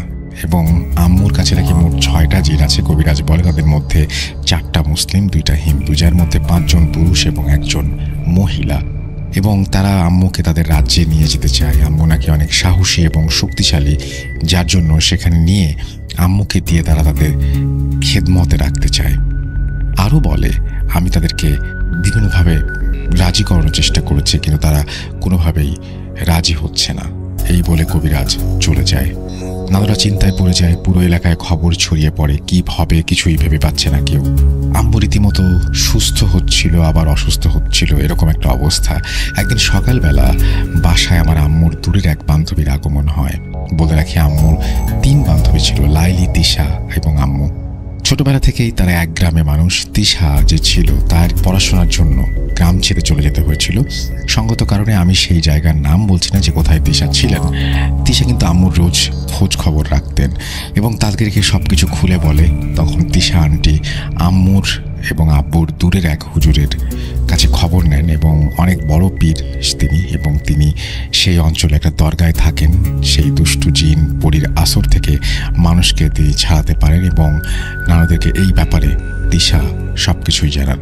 এবং সেই পীরের কথা বলতে থাকেন। সেই পীর 4 দিন পরে আসবেন এবং তাকে নিয়ে আসার ব্যবস্থা করা হবে। এর মধ্যে 2 দিনের দিন সকালবেলা আম্মুকে হঠাৎ বাসায় পাওয়া যাচ্ছে না। গ্রামের সবাই মিলে খোঁজাখুঁজি করার পর আম্মুকে যখন পাওয়া যাচ্ছিল না, পরে এলাকার একজন খবর দেয় আম বাগানে কোনো এক আম গাছের নিচে বসে আম্মু নাকি আম খাচ্ছিল। নানুরা সবাই মিলে গিয়ে দেখে সেই দৃশ্য, গাছের নিচে বসে আম খাচ্ছে। পরে আম্মুকে সবাই নানুদের বাসায় নিয়ে আসে। সবার ভাষ্যমতে আম্মুকে নাকি আনাই যাচ্ছিল না 4-5 জন মিলে। এভাবে নানুরা দোয়া দুরুদ যা কিছু জানতো সব কিছু পড়ে যায় এবং আম্মু একটা পর্যায়ে স্বাভাবিক হয় এবং সবাই ঘুমিয়ে পড়ে। তারপরে আম্মুকে প্রশ্ন করা হয় কি হয়েছিল, কোথায় গিয়েছিলে। যখন ঘুম থেকে ওঠার পরে জিজ্ঞেস করা হয়, আম্মু শুধুমাত্র একটা কথাই বলতে পারে যে লাইলি অর্থাৎ তার বান্ধবী আম কুড়াবে বলে নাকি তাকে ডেকে নিয়ে গেছে। এরপর নানুরা ঠিক করে বাসায় তালা বন্ধ করে রাখবে আম্মুকে, কোনো এক রুমে তাকে বন্দি করে রাখা হয়। এবং কুজো কবিরাজ কিছু জিনকে রেখেছিল আমাদের বাসার চারপাশে পাহারা দেবার জন্য। নানুরা যখন রাতে কোনো সময় বাইরে যেত তখন দেখতে পেত আগুনের গোলা আমাদের বাসার চারপাশে ঘোরাফেরা করছে। আসল ঘটনা এখান থেকে শুরু। আমি আমার আম্মুর মুখে শুনেছি, রীতিমতো অবাক হয়েছি। এবং ফজরের সময় নানুর ভাষ্যমতে 4টায় সেই হুজুর পীরকে নিয়ে দিশার আব্বু হাজির হন। আমরা সবাই তাকে বসতে দিই। পীর সাহেব প্রথমে আমার আম্মুকে ডেকে আনতে বলেন। এক পর্যায়ে তিনি নানুদের উঠোনে একটি গোল বৃত্ত আঁকেন এবং তিনি বৃত্তের মধ্যে তার সমস্ত সরঞ্জাম রাখেন। তার মধ্যে ছিল একটি পানি ভর্তি কাঁসার গ্লাস, তার মধ্যে একটি তামার কয়েন রাখা হয়েছিল। একটা অবাক করা বিষয় হলো, সামনে নানুরা সবাই দেখতে পায় পানি ভর্তি গ্লাস, যেখানে কয়েন ভাসমান, ডুবছিল না, ভেসেই ছিল। এবং সেই একটা মাঝামাঝি অবস্থানে এক সময় সেই কয়েনটি চলে আসে। আম্মুকে আনা হয়, যথারীতি সেই হুজুর এবং আম্মু দুজনে বৃত্তের মধ্যে অবস্থান করে। এবার হুজুর সেই জিনগুলোকে আম্মুর দেহে হাজির করায় এবং কিছু পানি আম্মুর গায়ে ছিটিয়ে দেয়। তারপর আম্মু সেই আগের মতো লাল চোখ হয়ে আসে তার, এবং আম্মু কখনো পুরুষ কখনো নারী মিশ্রিত কণ্ঠে কথা বলতে শুরু করে। হুজুর অর্থাৎ পীর সাহেব সেই জিনগুলোকে বলে এই পানিতে থাকা তামার কয়েনটা ধরে তুলতে, কিন্তু জিনগুলো কিছুতে রাজি হচ্ছিল না। পরে হুজুর তার কাছে থাকা কিছু পানি দ্বারা আমার আম্মুর শরীরে ছিটিয়ে দেয় এবং পরে আম্মুর চোখ আবারও লাল হয়ে যায় এবং সেই বৃত্তের মধ্যেই যা হবার হচ্ছিল। এভাবে হুজুর পীর চেষ্টা চালিয়ে যেতে থাকেন। জিনগুলো কিছুতেই হুজুরের কথা শুনছিল না। এভাবে সকাল পেরিয়ে বিকেল হয়ে যায়। সন্ধ্যার আগ মুহূর্তে আম্মুর দেহে থাকা জিনগুলো মুখ খোলে এবং তারা কি বলে সেটা আমরা একটু শুনি। আমি আগেই বলেছিলাম 6টি জিন ছিল এবং তার মধ্যে একটি মেয়ে জিন ছিল। মেয়ের গলায় বলে, সেই মেয়েটি বলে যে আমি তাকে দেখে শুনে রেখেছি 2 মাস থেকে, আমরা তাকে খুব ভালোবাসি, পছন্দ করি। আমার 5 ছেলের মধ্যে বড় ছেলের সাথে তার বিয়ে দিতে চাই। আমি আমার বড় ছেলের জন্যই তাকে পছন্দ করেছি। আপনি এই মেয়ে আমাদের হাতে তুলে দিন, আমি তাকে আমার রাজ্যে নিয়ে সুখে শান্তিতে রাখবো। পরে বড় ছেলের পছন্দ হয় এবং আমি আমার মত বদলাই। আমি তাকে আমাদের রাজ্যের কবিরাজ বানাবো এবং খেদমত করার জন্য, কিন্তু আমার বড় ছেলের পছন্দ না হয় আমি সিদ্ধান্ত পরিবর্তন করেছি। এরপরে হুজুর পীর বলে আমি ওকে তোদের হাতে তুলে দেব না। একটা কুমারী মেয়ে, বিয়ের বয়স হয়েছে এবং বাবা মা তাকে নিয়ে কত স্বপ্ন দেখছে, এই অবস্থায় একটি মেয়েকে তুই যেতে পারবি না। হুজুরকে তারা বোঝানোর চেষ্টা করে, হুজুরও বুঝায়। মেয়ে জিনটা একটা পর্যায়ে বলে ঠিক আছে, যেহেতু আমার কোনো মেয়ে নেই, 4টাই ছেলে, তাই মায়ের দিকে তাকিয়ে আমি এই মেয়েকে ছেড়ে দিচ্ছি। তবে যেহেতু ওর ওপরে আমার অনেক মায়া জন্মে গেছে, আমি তার কাছে আসবো না, কিন্তু দূর থেকে আমি তার খেয়াল রাখবো নিজের মেয়ের মতো করে। এরপর অস্বাভাবিকভাবে আম্মু মাটিতে লুটিয়ে পড়ে। পরে নানুরা হুজুরের পরামর্শে তাকে ঘিরে নিয়ে যায়। কিছু ঝাড়ফুঁক তাবিজ দিয়ে তাকে পরিয়ে রাখা হয় এবং অবাক করা বিষয় হলো সেই পাত্রে থাকা তামার কয়েনটা পানিতে ডুবে যায়। যেই কয়েন ভেসে থেকেছিল সেটা ডুবে গিয়ে এটাই প্রমাণ করে যে বিপদ কেটে গেছে। আজ 37টা বছর গেছে। আমার বন্ধু সে নাকি এখনো আমার আম্মুকে একা একা কারোর সাথে কথা বলতে দেখে। সে জিজ্ঞেস করে আম্মু কার সাথে কথা বলছো? আম্মু কোনো উত্তর দেয় না। আশা করছি ঘটনাটি সবার ভালো লেগেছে। যদি ভালো লাগে অবশ্যই শেয়ার করবেন। Thank you very much. আমাদের এখানে বানানের অনেক ঝামেলা, যার কারণে পড়তে অনেক সময় সমস্যা হয়ে যায়। আমাদের এই অপারগতা ক্ষমা সুন্দর দৃষ্টিতে দেখবেন। আমরা চলে যাব আমাদের পরবর্তী ঘটনায়। আশা করছি পুরোটা সময় আমাদের সঙ্গে থাকবেন।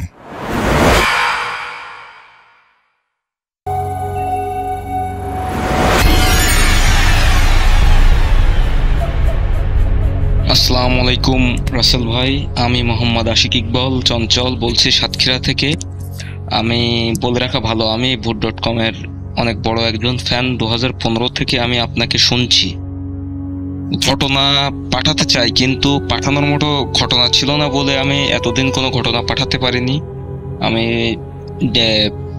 একজন ডিপ্লোমা স্টুডেন্ট, আমার পক্ষে স্টুডিওতে আসা সম্ভব না এবং লিখেও ঘটনা পাঠানো সম্ভব না, কারণ পড়াশোনা নিয়ে বেশিরভাগ সময় ব্যস্ত থাকি। তাই হচ্ছে অডিও ক্লিপের মাধ্যমে পাঠালাম। আমার ঘটনাটা ভালো লাগলে পড়ে শোনানোর অনুরোধ রইল। ঘটনাটা আমার বড় মামাকে নিয়ে। ঘটনাটা যে সময় ঘটে, সময়টা ছিল 1998 সালের বর্ষাকালের যে কোনো একটা সময়। ঘটনাটা আমি আমার মা, আমার নানা ও নানির কাছ থেকে শুনেছি। বলে রাখা ভালো, আমার আম্মু ছিল আমার নানা নানির প্রথম সন্তান। ঘটনাটা যেদিন ঘটে সেদিন রাতে আমার নানা নানি, আমার বড় মামা, আমার আম্মু, আমার ছোট মামা, এনারা সবাই রাত্রে ঘুমাচ্ছিলেন। আমার নানি আর আমার আম্মু ঘুমাচ্ছিলেন এক ঘরে, আর হচ্ছে বড় মামা, ছোট মামা আর আমার নানা ঘুমাচ্ছিল আর এক ঘরে। হঠাৎ করে রাতের কিছুটা সময়, মানে মধ্যরাত হওয়ার পরে দেখা যায় যে আমার নানাই বুঝতে পারে যে নানার পাশে বড় মামা নেই। সেই সময় নানা ঘুম থেকে উঠে সবাইকে ডাকাডাকি করে। ডাকাডাকি করার পরে বড় মামাকে কোথাও খুঁজে পাওয়া যাচ্ছে না, কোথাও খুঁজে পাওয়া যায়। তারপরে হচ্ছে কোথাও অনেক জায়গায় খোঁজাখুঁজি করা হয়, খুঁজে পাওয়া যায় না। ফজরের আজানের পরে যে সময় সকাল হয়, সেই সময় হচ্ছে বড় মামাকে পাওয়া যায় নদীর ধারে অজ্ঞান অবস্থায় পাওয়া যায়। নদীর ধার থেকে বড় মামাকে বাসায় এনে বড় মামার জ্ঞান ফেরানো হয় এবং বড় মামাকে জানানো হয়, মানে বড় মামাকে বলা হয় যে সে সারা রাত কোথায় ছিল, তা সে কিছুই বলতে পারে না। বলে রাখা ভালো, ঘটনাটা যে সময় ঘটে সেই সময় আমার বড় মামার বয়স ছিল 10 বছর। পরে আমার নানা নানি এলাকার মসজিদের ইমামের কাছে বড় মামাকে নিয়ে যায়। এবার ইমাম সাহেব আমার মামাকে দেখে বলেন যে এর উপরে খারাপ কিছু একটা আসর করেছে, আপনারা দয়া করে বড় একজন আলেমের ঠিকানা উনি দিয়ে দেন, সেই আলেমের কাছে যেতে। এইবার যেহেতু আমার নানা নানি যে গ্রামে থাকতেন, গ্রাম থেকে গ্রামের দূরত্ব একটু বেশি দূরে ছিল, তাই সেদিনকে আর যাওয়া সম্ভব হয়নি। তার 2 দিন পরে তারা হচ্ছে আলেমের কাছে যান। তারা আলেমের কাছে যাওয়ার আগে এই 2 দিনের ভিতরে ঘটে যায় এক লোমহর্ষক ঘটনা, যার সম্মুখীন তারা কেউ, মানে যে ঘটনার সম্মুখীন মানুষ হতে চায় না, কিন্তু পরিস্থিতির বশবর্তী হয়ে যেতে হয়। সেদিন রাতে আবার সবাই একসাথে ঘুমিয়েছিল। ঘুমিয়ে থাকার পরে রাতে 1টার সময় আমার বড় মামাকে আবার খুঁজে পাওয়া যায় না। অনেক খোঁজাখুঁজি করা হয়, খুঁজে মোটে পাওয়াই যায় না। তারপরে সকাল হয়, সকাল হলে ইমাম সাহেবকে আনা হয়। ইমাম সাহেব বলেন কি যে তিনি যে আলেমের ঠিকানা দিয়েছিলেন সেই আলেমের সাথে যোগাযোগ করতে। তারপর আলেমকেও আনা হয়। আলেমকে আনলে আলেম তার এক জিনের মাধ্যমে বলেন যে বড় মামাকে পরীতে আসর করেছে। পরীরা 3 বোন, তার ভিতরে ছোট বোনের আমার বড় মামাকে খুবই পছন্দ হয়েছে, তাই তারা বড় মামাকে চায়। তখন আমার নানা নানি জানতে চান যে তারা তাদের সন্তান, মানে বড় মামাকে কখন ফিরে পাবে। সে সময় আলেম তার জিনের মাধ্যমে জেনে বলেন যে আপাতত জিনেরা তাকে নিয়ে তাদের কাছে রাখবে না, তারা ঠিকই ফিরিয়ে দেবেন। এইভাবে হচ্ছে আপনার প্রায় 2 দিন কেটে যায়। 2 দিন কেটে যাওয়ার পরে বড় মামাকে আবার সেই অবস্থায় নদীর ধারে পাওয়া যায়। সেই সময় বড় মামা অজ্ঞান ছিল। তারপরে বড় মামার কাছে জিজ্ঞেস করা হয় যে সে কোথায় ছিল, কি বৃত্তান্ত, সে কিছুই বলতে পারে না। তারপরে আলেমের মাধ্যমে বাড়ি বন্ধ করে নেওয়া হয়। বাড়ি বন্ধ করার পরে হচ্ছে তারা আমার নানা নানিকে স্বপ্ন দেখায় যে তারা যদি তাদের বড় সন্তানকে পরিদের কাছে না দেয় তাহলে তাদের অনেক বড় ক্ষতি হয়ে যেতে পারে। এবার আমার নানি পুনরায় আবার হচ্ছে আলেমের কাছে যান। যাওয়ার পরে আলেম বলেন কি যে আপনারা 5 ওয়াক্ত নামাজ কালাম পড়ুন আর আপনাদের বড় সন্তানকে যত দ্রুত সম্ভব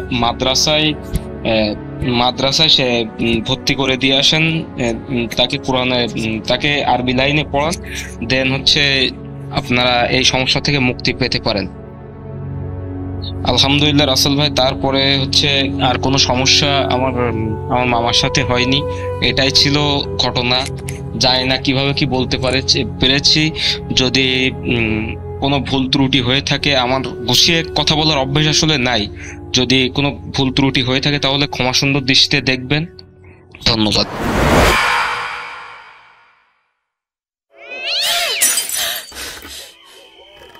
আজ আবার শুনতে পাচ্ছেন শব্দটা? ভয়ের আরেক নাম ভূত.com with Russell.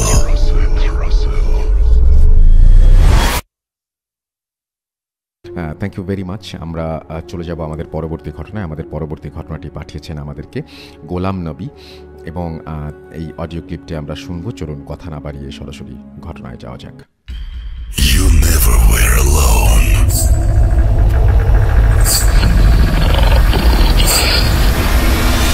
Juju আসছে। You are not alone. আমি শুধু তোমার সাথেই থাকতে চাই। Not alone. লুকোচুরি খেলবে? লুকোচুরি?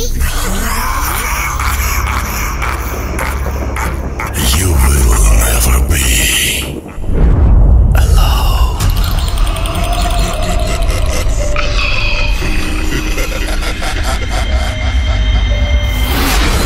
Voot.com.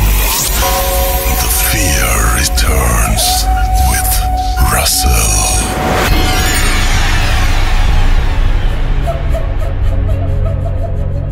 আসসালামু আলাইকুম প্রিয় রাসেল ভাই, আশা করি আল্লাহর রহমতে ভালো আছেন। আমি চলে যাচ্ছি কয়েক মাস আগে আমার সংগৃহীত একটি ঘটনায়। আজকে যে ঘটনাটি আমি শেয়ার করব সেটি আমাকে শেয়ার করেছেন আমাদের কোম্পানির এক গাড়ি চালক গোলাম নবী ভাই। খুবই ধার্মিক মানুষ উনি। আমি ওনার সাথে অফিসের কাজে বাইরে যাচ্ছিলাম। কোনো কারণে রাসেল ভাই আপনার সাথে আমার ফোনে কথা বলতে হচ্ছিল। তখন উনি ফোনের সাইড থেকে শব্দ শুনে বললেন, আপনি কার সাথে কথা বলছেন? পরিচিত কণ্ঠস্বর মনে হলো। আমি বললাম, আপনার নাম? উনি চিনে ফেললেন। তখন আমি ওনাকে আমার ভূত.com এর সাথে সম্পৃক্ততার কথা বলি। উনি তখন জানান ওনার কাছে কিছু ঘটনা আছে। এরপরে উনি ঘটনাটি শেয়ার করেন। এটি কুষ্টিয়া জেলার কুমারখালী নামক স্থানের একটি ঘটনা। আজ থেকে 22-23 বছর আগে ঘটে।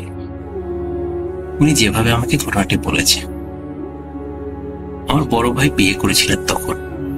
তার স্ত্রীকে, মানে আমার ভাবিকে, আমাদের বাড়িতে নিয়ে আসা হয়। আমাদের বাড়িতে আনার কয়েকদিন পর তিনি বাড়ি থেকে একটু দূরে বিকেলে, ধরা যায় প্রায় সন্ধ্যার দিকে, একটু হাঁটতে বের হয়েছিলেন। হাঁটতে হাঁটতে অনেক দূরে চলে গিয়েছিলেন। নতুন বিয়ে হয়েছে, তাই একটু শ্বশুর বাড়ি ঘুরে দেখা আর কি। তো বোকামি যেটা করেছিলেন, সাথে কাউকে নিয়ে যাননি। যে জায়গাটা দিয়ে উনি যাচ্ছিলেন একটু বর্ণনা না দিলেই নয়। বড় ছোট বিভিন্ন সাইজের গাছ দুই পাশে, নির্জন শুনশান নীরবতা, পাখির কিচিরমিচিরও নেই। কিছুক্ষণ পর পর একটা পেঁচা ডেকে যাচ্ছিল। উনি ঘোরাঘুরি শেষ করে ফিরতেছিলেন। হাঁটতে হাঁটতে যখন বাড়ি থেকে 3-4 মিনিট ডিস্টেন্স গ্যাপে আসেন, তখন এমন এক স্টেশনে পৌঁছান যেখানে অনেক বড় একটা তাল গাছ এবং বরফ। হঠাৎ মনের অজান্তে উনি দাঁড়িয়ে যান। ওনার মাথায় কাপড় ছিল না আর চুল খোলা ছিল। হঠাৎ উনি অনুভব করতে পারেন কিছু একটা ওনার মাথা দিয়ে শরীরের ভিতর ঢুকে গেছে।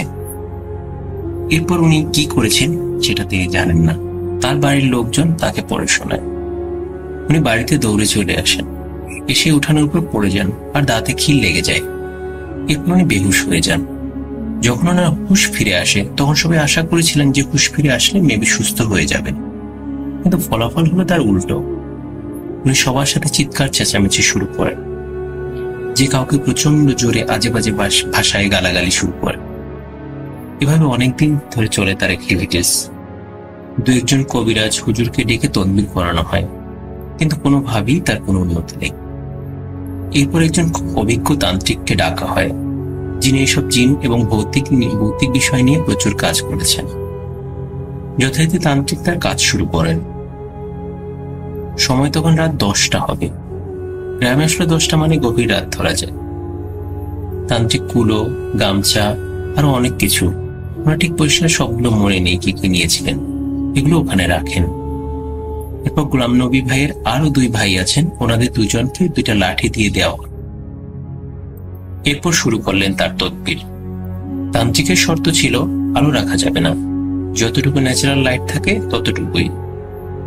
সময়টা অমাবস্যা কিনা সেটা ঠিক জানা হয়নি, তবে কোনোভাবেই জিন হাজির করা যাচ্ছিল না। বাধ্য হয়ে চিকন লাঠি দিয়ে আঘাত করা শুরু করেন। এরপরে সে কথা বলতে শুরু করেন, ভয়ানক কণ্ঠে বলতে থাকে কিভাবে তার উপর পর করেছে। সে বলতে থাকে, তোরা জানিস না, নতুন বিয়ে করার পর কোনো মেয়ে মানুষ যদি খোলা মাথায় কোথাও ঘোরাঘুরি করে তার উপর আমরা পর করি, আর ও ঠিক এই কাজ করেছে, তাই আমি ওর উপর পর করেছি। এরপর তাকে সরে যেতে বলা হয়। যথারীতি এখানে তাকে ফোর্স করা হয়, দোয়া কালাম পরেও ছাড়তে বাধ্য করা হয়। তো যখন ধরে ঢুকানো হচ্ছিল বোতলে, তখন ভাবি বারবার বলছিল, আমাকে ছেড়ে দাও, আমি আর এখানে থাকবো না। যখন বোতলটির মধ্যে ওটা ঢুকানো হয়, এরপর উনি আস্তে মাটিতে পড়ে যান। আমি নিজে দেখেছি সেই দৃশ্য। ভিতরে একটা ধোঁয়ার কুণ্ডলীর মতো ঘুরছিল। এরপর সবাই চোখে মুখে পানির ছিটা দেন। কিছুক্ষণ পরে উনি জেগে ওঠেন। তান্ত্রিক বলেন, এই বোতল মাটিতে ঢুকিয়ে ফেলবো কিংবা পানিতে ভাসিয়ে দেব। একবার ভাবুন, পানিতে একটা খালি কাচের বোতল ভেসে যাচ্ছে, মুখটা চেপে দিয়ে আটকান। আপনি বা কোনো ছোট ছেলে মেয়েরা কিউরিসিটির জন্য বোতলের মুখটা খুলে দিন, কি অবস্থা হবে তখন? কয়েকদিন পরে ঘটে আরেক ঘটনা। বাগানের ভিতর সবাই খেলা করছিল, যেখানে আমার ভাতিজিও খেলছিল। খেলাধুলার এক পর্যায়ে হয় না একটু ফান করে গিয়ে কাউকে ধাক্কা দিয়ে ফেলে দেয়, এরকম ওদের একজন খেলার সাথে আমার ভাইয়ের মেয়েকে ধাক্কা দিয়ে ফেলে দেয়। যে ফেলে দেয় সে কিন্তু অনেক বড় আর ও ছোট। আমার চোখের সামনে হঠাৎ দেখি ও চোখ মুখ লাল করে রেগে ওই ছেলেকে এমন জোরে মাটিতে চেপে ধরেছে, ওর দম যেন বন্ধ হয়ে যাচ্ছে। আমরা সবাই হতভম্ব হয়ে তাকিয়ে আছি, এত শক্তিশালী একটা ছেলেকে কিভাবে এমন ভাবে মাটিতে চেপে ধরে রেখেছে। এরপর সে ছুটে গিয়ে একটা ঘাস কাটা কাঁচি দিয়ে দৌড়ে পাশের বাড়ির মাঠে চলে গেল, যেখানে প্রচুর ঘাস ছিল। আমরাও গেলাম ওর পিছনে দৌড়ে। দেখলাম ও ঘাসের দিকে না তাকিয়ে আমাদের দিকে তাকিয়ে কটমট করছে, আর শুধু ঘাস কেটেই যাচ্ছে, আর জন্তু জানোয়ারের মতো শব্দ করছে। এমন মনে হচ্ছে যে ও ঘাস কাটছে নাকি হাত কেটে ফেলবে, কিছু বোঝা যাচ্ছে না। হাতে ওই রকম একটা ধারালো জিনিস, আমরা কাছে যেতে প্রচন্ড ভয় পাচ্ছিলাম। এরপর ওকে কোনোভাবে সেভ করতে হবে, তাই আমরা সবাই একত্র হয়ে ওকে কোনোভাবে ধরে ওই কাঁচিটি সরিয়ে ফেলি।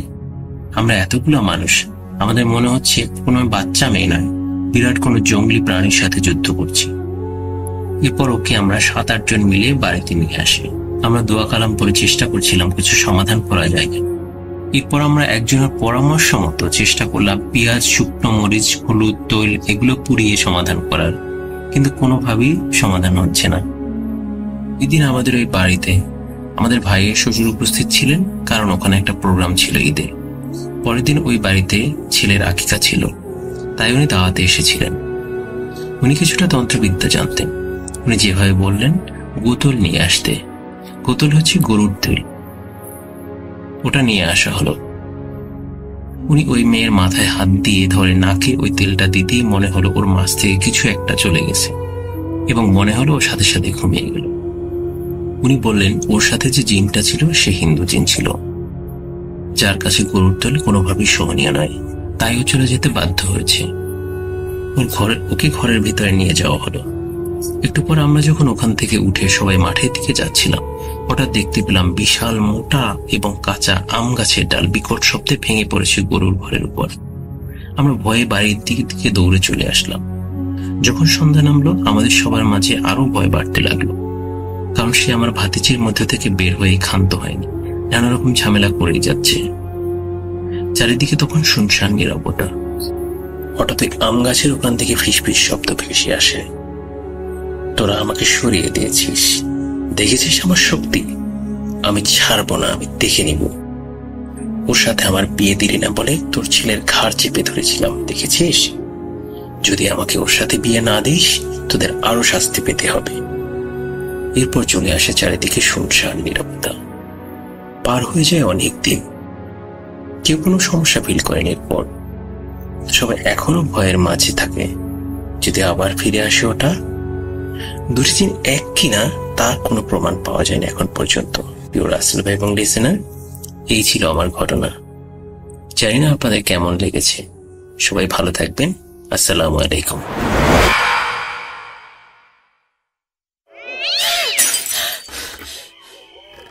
আজ আবার শুনতে পাচ্ছেন শব্দটা? ভয়ের আরেক নাম ভূত.com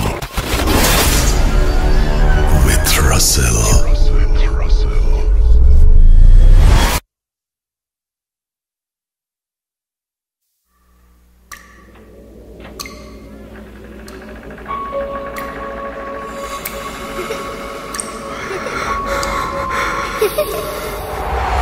লুকোচুরি খেলবে? লুকোচুরি? তুমি লুকাও, আমি ঠিকই তোমাকে খুঁজে পাবো।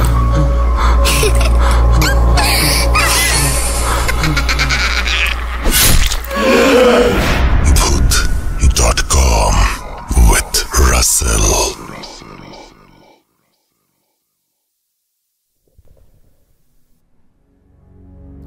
Welcome back. আরও একবার আপনাদের সবাইকে স্বাগত জানাচ্ছি। আমি রাসেল। আশা করছি আপনারা সবাই ভালো আছেন এবং ভালো দল আছেন। গোলাম রাব্বির ঘটনা শুনলেন এতক্ষণ, এবং আশা করছি গোলাম রাব্বির এই ঘটনাটি আপনাদের যথেষ্ট আনন্দ দিয়েছে। রাব্বি খুব চমৎকারভাবে বলেছেন ঘটনাটি, এবং আপনাদের যদি এতটুকু আনন্দ দিয়ে থাকে তাহলে আমিও খুব খুশি হব যে আপনাদের ভালো লেগেছে। যাই হোক, আমরা কথা না বাড়িয়ে সরাসরি আমাদের পরবর্তী ঘটনায় চলে যাব, এবং এটিও একটি অডিও ক্লিপ। আশা করছি পুরোটা সময় আমাদের সঙ্গে থাকবেন। চলুন কথা না বাড়িয়ে সরাসরি ঘটনায় যাওয়া যাক। আসসালামু আলাইকুম, আশা করি সকলে ভালো আছেন। আমি মোহাম্মদ আরমানাল, আমিও আল্লাহর রহমতে ভালো আছি। তো আজকে আমি আমার জীবনে ঘটে যাওয়া একটি ঘটনা আপনাদের সঙ্গে শেয়ার করব। তো এই ঘটনাটি ঘটা হচ্ছে বাগেরহাটে, এবং বাগেরহাটে এটা ভৈরব নদী কেন্দ্রিক একটি ঘটনা। তো ঘটনাটা এমন, এবং ঘটনাটার সময় হচ্ছে গিয়ে এটা করোনা যখন প্রথম আঘাত আনে বাংলাদেশে, অর্থাৎ প্রথম দিকের 2019 সালের ঘটনা এটা। ওই সময় করোনার প্রকোপ অনেক ছিল, অনেক। আমরা সবাই পিপি পরে বের হতাম এবং অনেক ছিল ওই সময়। তো তখন আমরা চিন্তা করি আমরা গ্রামে যাব, এবং গ্রামে যেয়ে কিছুদিন স্টে করব, যাতে কিছুটা হলে সেফ থাকতে পারি। কারণ তখনকার সময়ে ঢাকা বা শহরে সব জায়গায় করোনা ছড়িয়ে পড়েছিল। অ্যান্ড আমরা সেভাবেই গ্রামে যাই, এবং গ্রামে গিয়ে আবার সবসময় ছোটবেলা থেকেই এসব জিন, পরি, ভূত যাই বলেন না কেন, সবকিছুর প্রতি আমার অনেক কিউরিয়াসিটি এখনো। এবং আমার এসবের প্রতি এতই কিউরিয়াসিটি যে ছোটবেলা আমি এসব নিয়ে একটা টিমও বানিয়েছিলাম, এনএস খোঁজ রিসার্চ টিম, এবং ওটা ক্লাস 6-এ। তো যাকে এসব বাদ, আমি তাহলে ঘটনায় ঢুকি। তো আমরা গিয়ে চিন্তা করি, এবং আমি যখন এলাকায় যাই সবসময় সবাইকে জিজ্ঞেস করি যে কোন এলাকাটা ভয়ানক, কোনখানে ভয় পাওয়া যাবে, অর্থাৎ কোনখানে গেলে জিনের দেখা পাওয়া যাবে। এরকম সবার সাথে একটু গল্প গুজব করি। তো সেরকম গল্প গুজবের মাধ্যমে একটা জায়গার সন্ধান পাই, যেটা ছিল খুবই নির্জন জায়গা, এবং সেখানে মাত্র 2 জন বসবাস করত, এবং পুরো জায়গাটা অনেক এরিয়া জুড়ে ওই এরিয়াটুকু, ওই জোনের মধ্যে একটা মাত্র ঘর ছিল, একটা মাত্র পরিবার থাকতো, এবং পরিবারের সদস্য ছিল 2 জন, তার বেশি কেউ ছিল না এখানে। অর্থাৎ ওই 2 জনের প্রতিবেশী কেউ ছিল না, তারা 2 জন ছিল, এবং 2 জন ছিল বৃদ্ধা। এবং তারা কিভাবে বসবাস করতো, তারা হচ্ছে গিয়ে নদী থেকে মাছ ধরতো সারাদিন, সেই মাছ রান্না করতো, খেত, এবং তাদের ফসলি জমি ছিল, তাদের বাগান ছিল, এবং বিভিন্ন ধরনের গাছ ছিল, যাইকে সেগুলো থেকে সবজি কালেক্ট করতো এবং নৌকায় গিয়ে বাজার করে আনতো, আবার নৌকায় নিয়ে ফেরত আসতো। অর্থাৎ দিন শেষে তাদের সবগুলো সময় কাটতোই ওই জায়গাটুকু। তো আমরা যে উদ্দেশ্যে গিয়েছিলাম, মূলত আমার মামা সেখানে পূর্বে গিয়েছিলেন এবং তিনি বলেছিলেন যে ওইখানে সে আগে যখন গিয়েছিলেন বারবার এবং বারবার মানে আলুর ঝলকানি দেখতেন। অর্থাৎ মানে মাথার উপর থেকে আগুনের কলা উড়ে যায় এবং অনেক নিচ থেকে গাছের ওই পাশ থেকে আসে, ওই পাশ থেকে আসে। এবং মূলত আমরা যখন গ্রামের বাড়িতে যাই তার আগে থেকে মামা আমাকে ফোন দিয়ে ওই যেদিন আসছিলেন, মানে ঘটনাটা ফেস করছেন, ওই দিনে আবার আমাকে জানান। তো আমি চিন্তা করি যে একা যাবো কেন, আমার কিছু বন্ধুদের নিয়ে যায় এবং আমার মামাকে নিয়ে যায়। তো আমরা চিন্তা করি যে শুধুমাত্র এই কারণে গেলে তো কেমন দেখায়, তাদের বাড়িতে যাব, আমরা একটা কাজ করি, পিকনিকের মতন এটা কিছু করা যায় কিনা সেটা ভাবতে থাকি। এবং হ্যাঁ, আমরা সেটাই করি। আমরা একটা ব্রয়লার মুরগি কিনে অ্যান্ড বিভিন্ন ধরনের মশলাপাতি কিনে আমরা চাই।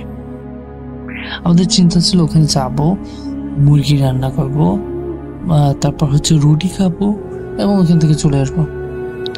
এবং বিভিন্ন ধরনের এক্সপিরিয়েন্স তো হলে অবশ্যই সেটা বেস্ট। তো এত কিছু করবো, অপরিচিত মানুষ, কিন্তু আমরা কিভাবে পরিচিত হই, মানে হচ্ছে একজনদের বাড়ি যাব, তারা তো অপরিচিত, কিন্তু আমরা তো তাহলে কিভাবে যাব? তখন লাকিলি আমার মামার যে বন্ধু ছিলেন তার হচ্ছে গিয়ে চাচা চাচি ছিলেন তারা।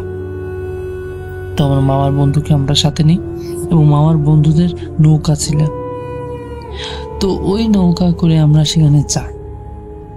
গিয়ে তো আমার দাদা দাদি খুব ভালো ছিলেন, ওরা আমাদের সঙ্গে খুব ভালো আচরণ করলেন। আমরা ওখানে পিকনিক করি এবং মূল ঘটনা হচ্ছে ফিরে আসার সময়।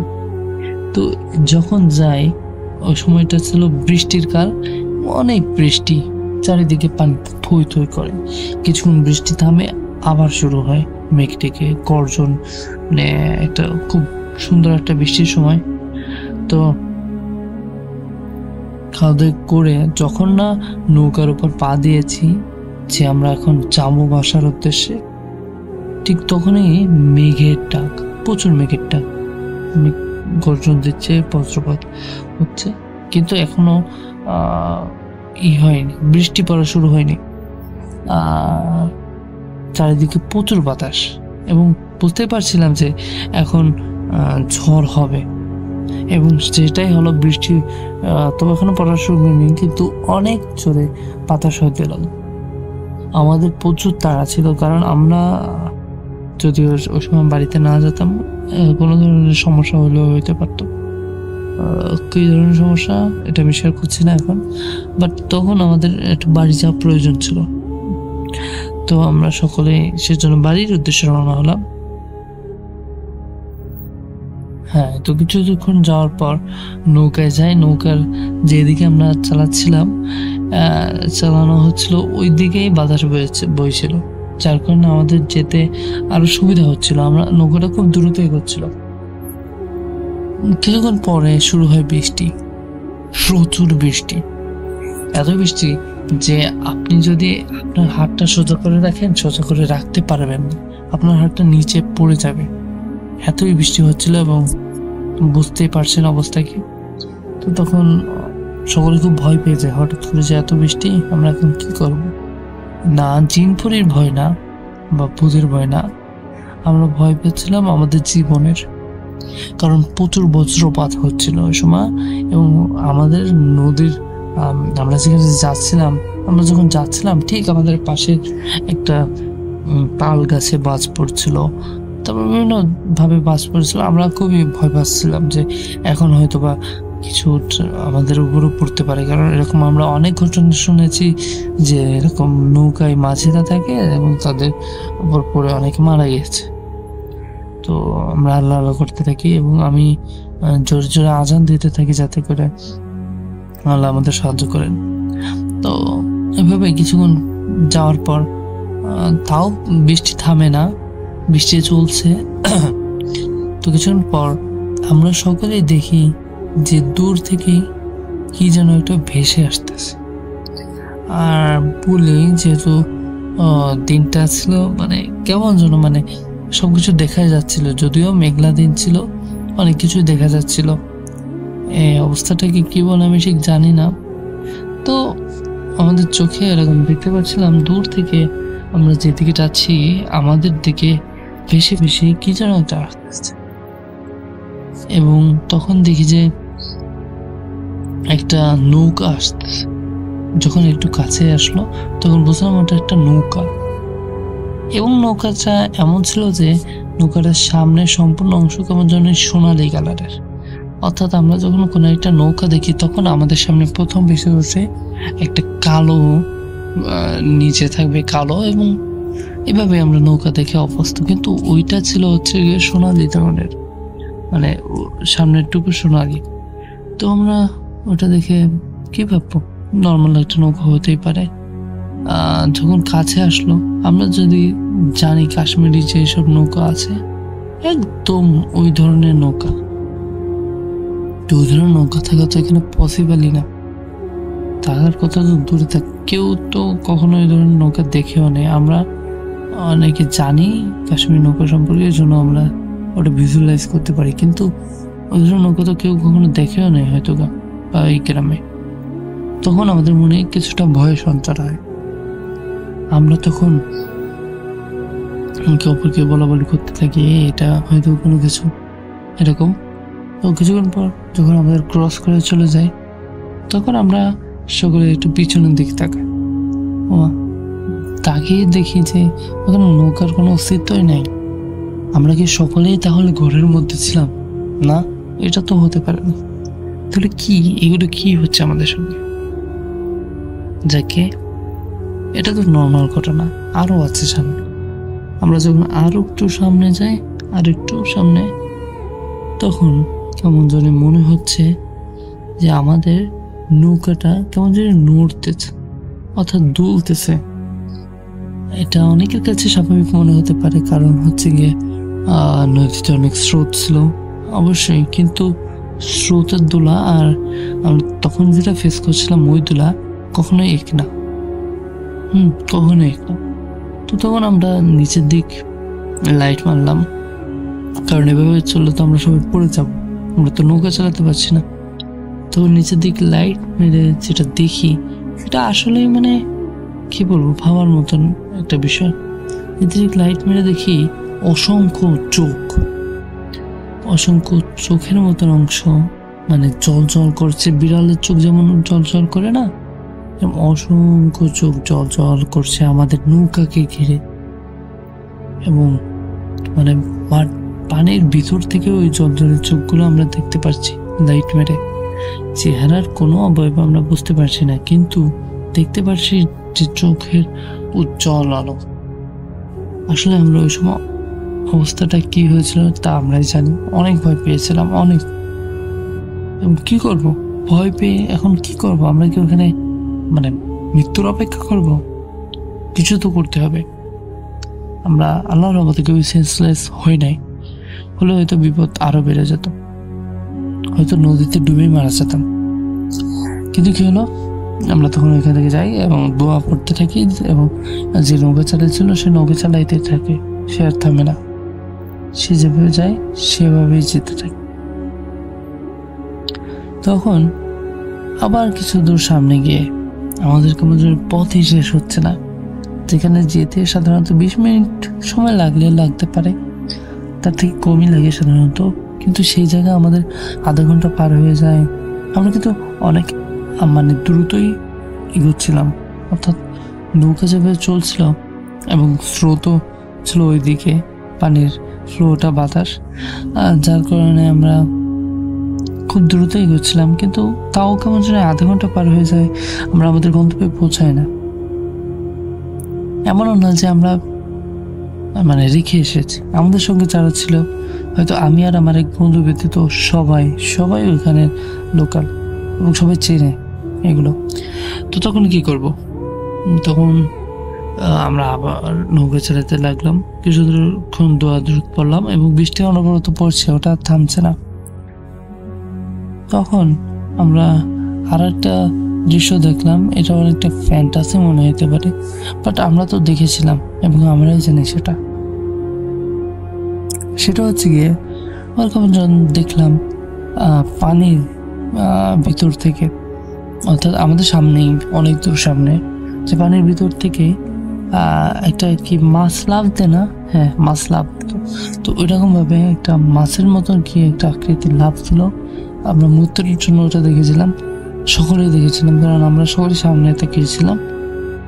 তো মুহূর্তের জন্য ওটা লাফ দিল, মানে অনেক বড়, যে আমরা যদি কল্পনা করতে পারি না এত বড় লাফ দিয়েছিল। নদী তো এপার থেকে ওপার এবং ওটা এপার থেকে ওপারে ছিল, এবং ওই নদীতে এত বড় মাছ, অর্থাৎ আপনি যদি তিমি বলতে পারেন, অথবা তিমি অনেকটাই বড় হয়ে যায়, কিন্তু ছোট যে হুইলগুলো আছে হয়তো এরকমই কিছু, এরকম অনেক উপর থেকে লাফ দিল এবং ধরলাম যদি হুইলে হতো।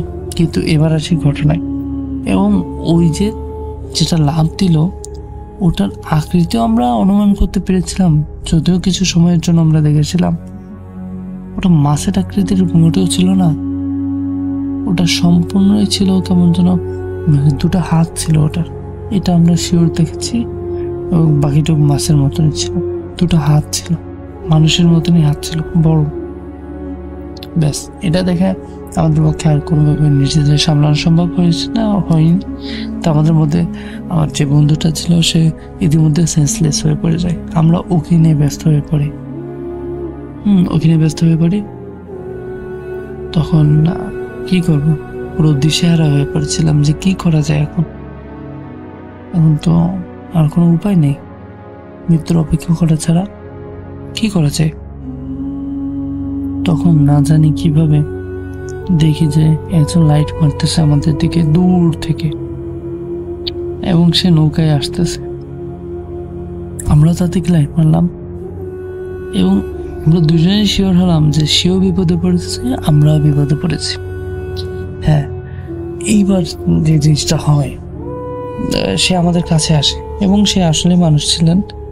আলহামদুলিল্লাহ, তার জন্য হয়তো আমরা এক হয়ে, আমরা যে দুই নৌকা এক হয়ে মোটামুটি একটা পাড়ে ভিড়ে আমরা গাছের নিচে আশ্রয় নিই। এবং তখন আমরা পরস্পরের মধ্যে ওই এলাকারই মাঝে, আমার নামটা খেয়াল নেই, তো উনিও বলছেন যে ওই যেটা লাভ দিয়েছে উনিও দেখেছেন, এবং ওনার থেকে নাকি মাত্র 10 হাত কি 12 হাত দূরে ছিল ওটা মানে আকৃতি উনি সম্পূর্ণ দেখেছে।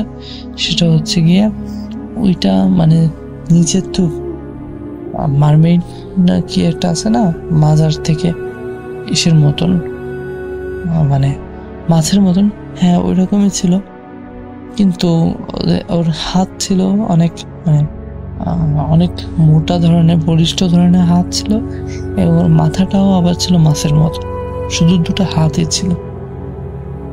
ও তখন ওইটা দেখে ওখানে কিছুক্ষণের জন্য থমকে যায়। তখন ও আপনাদের মানে আমাদের চিল্লাপাল্লা শুনতে পেয়েছিল, তখন ও আমাদের দিকে লাইট মারে এবং ওইভাবে আমাদের সাথে মিট হয়। তারপর আস্তে আস্তে যখন বৃষ্টি কমে আমরা ফিরে আসি, এবং এটাই ছিল আসলে ঘটনাটি আমি অ্যাসিওর করতে পারি যে আপনারা যদি বিশ্বাস করেন এটা আসলে বিশ্বাসযোগ্য একটা ঘটনা, এবং এটাই আমার সাথেই ঘটা এবং আমি ফেস করেছি, এজন্য আমি জানি। তো সকলে ভালো থাকবেন, আল্লাহ হাফেজ।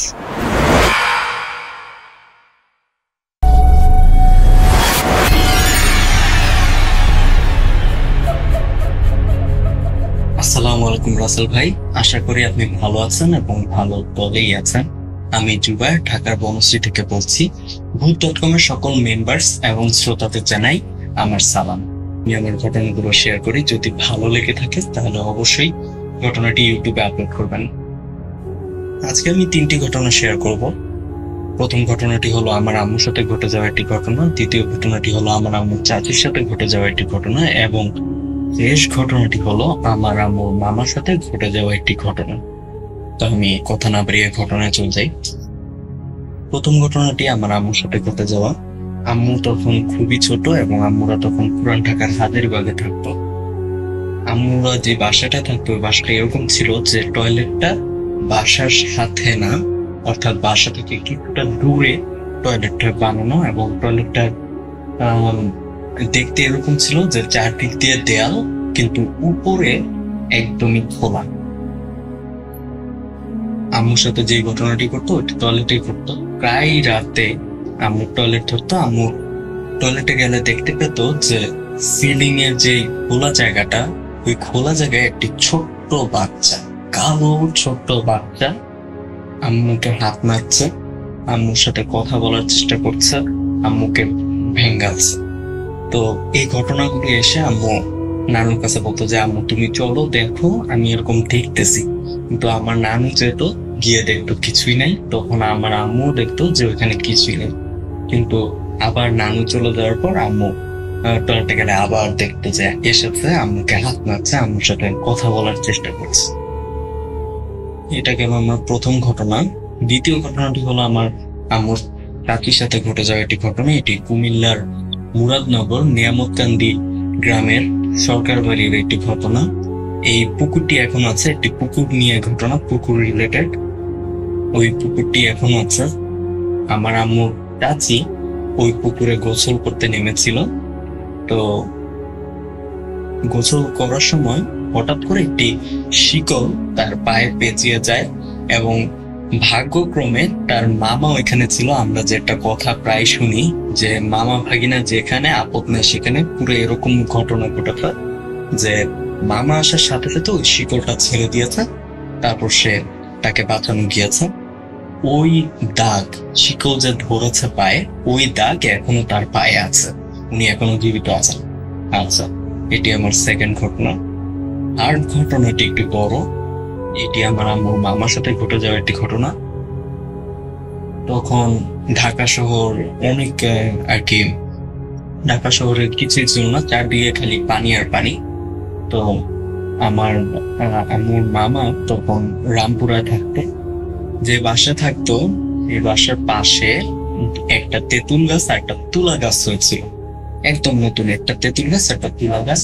তো তুলা গাছ থেকে যখন তুলা হয় তখন তুলাগুলো বাতাসে উড়ে বেড়ায়, আর এটা নাক দিয়ে যদি প্রবেশ করে তাহলে শ্বাসকষ্ট সহ বিভিন্ন ধরনের রোগ হয়।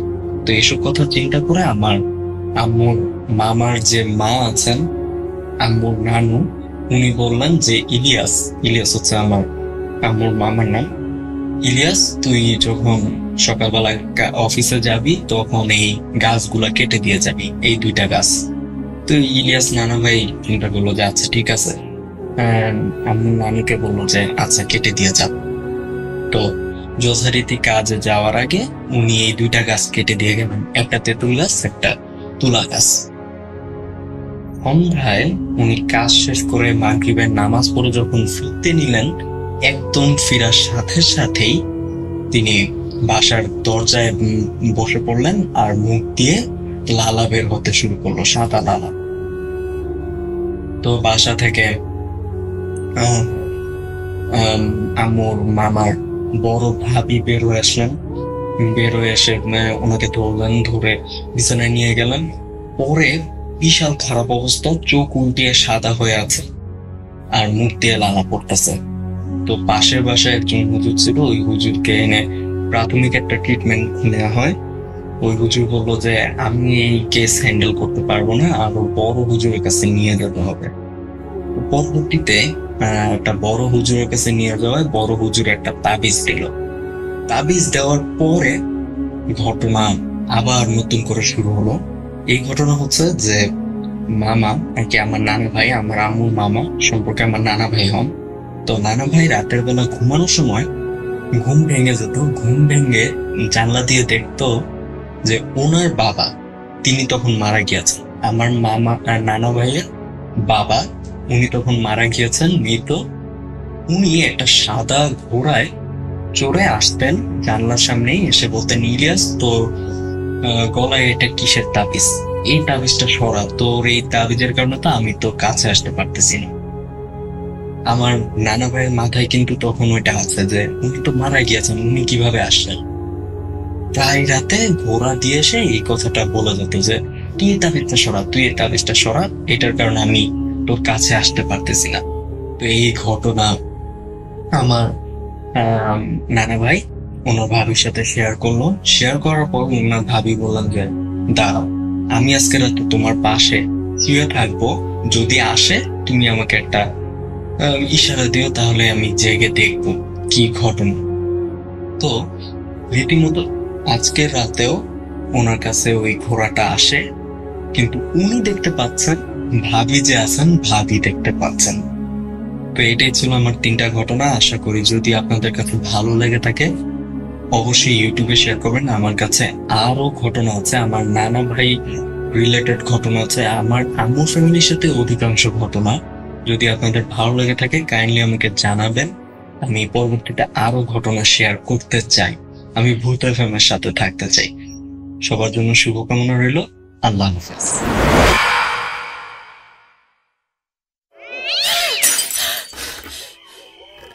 আজ আবার শুনতে পাচ্ছেন শব্দটা? ভয়ের আরেক নাম ভূত.com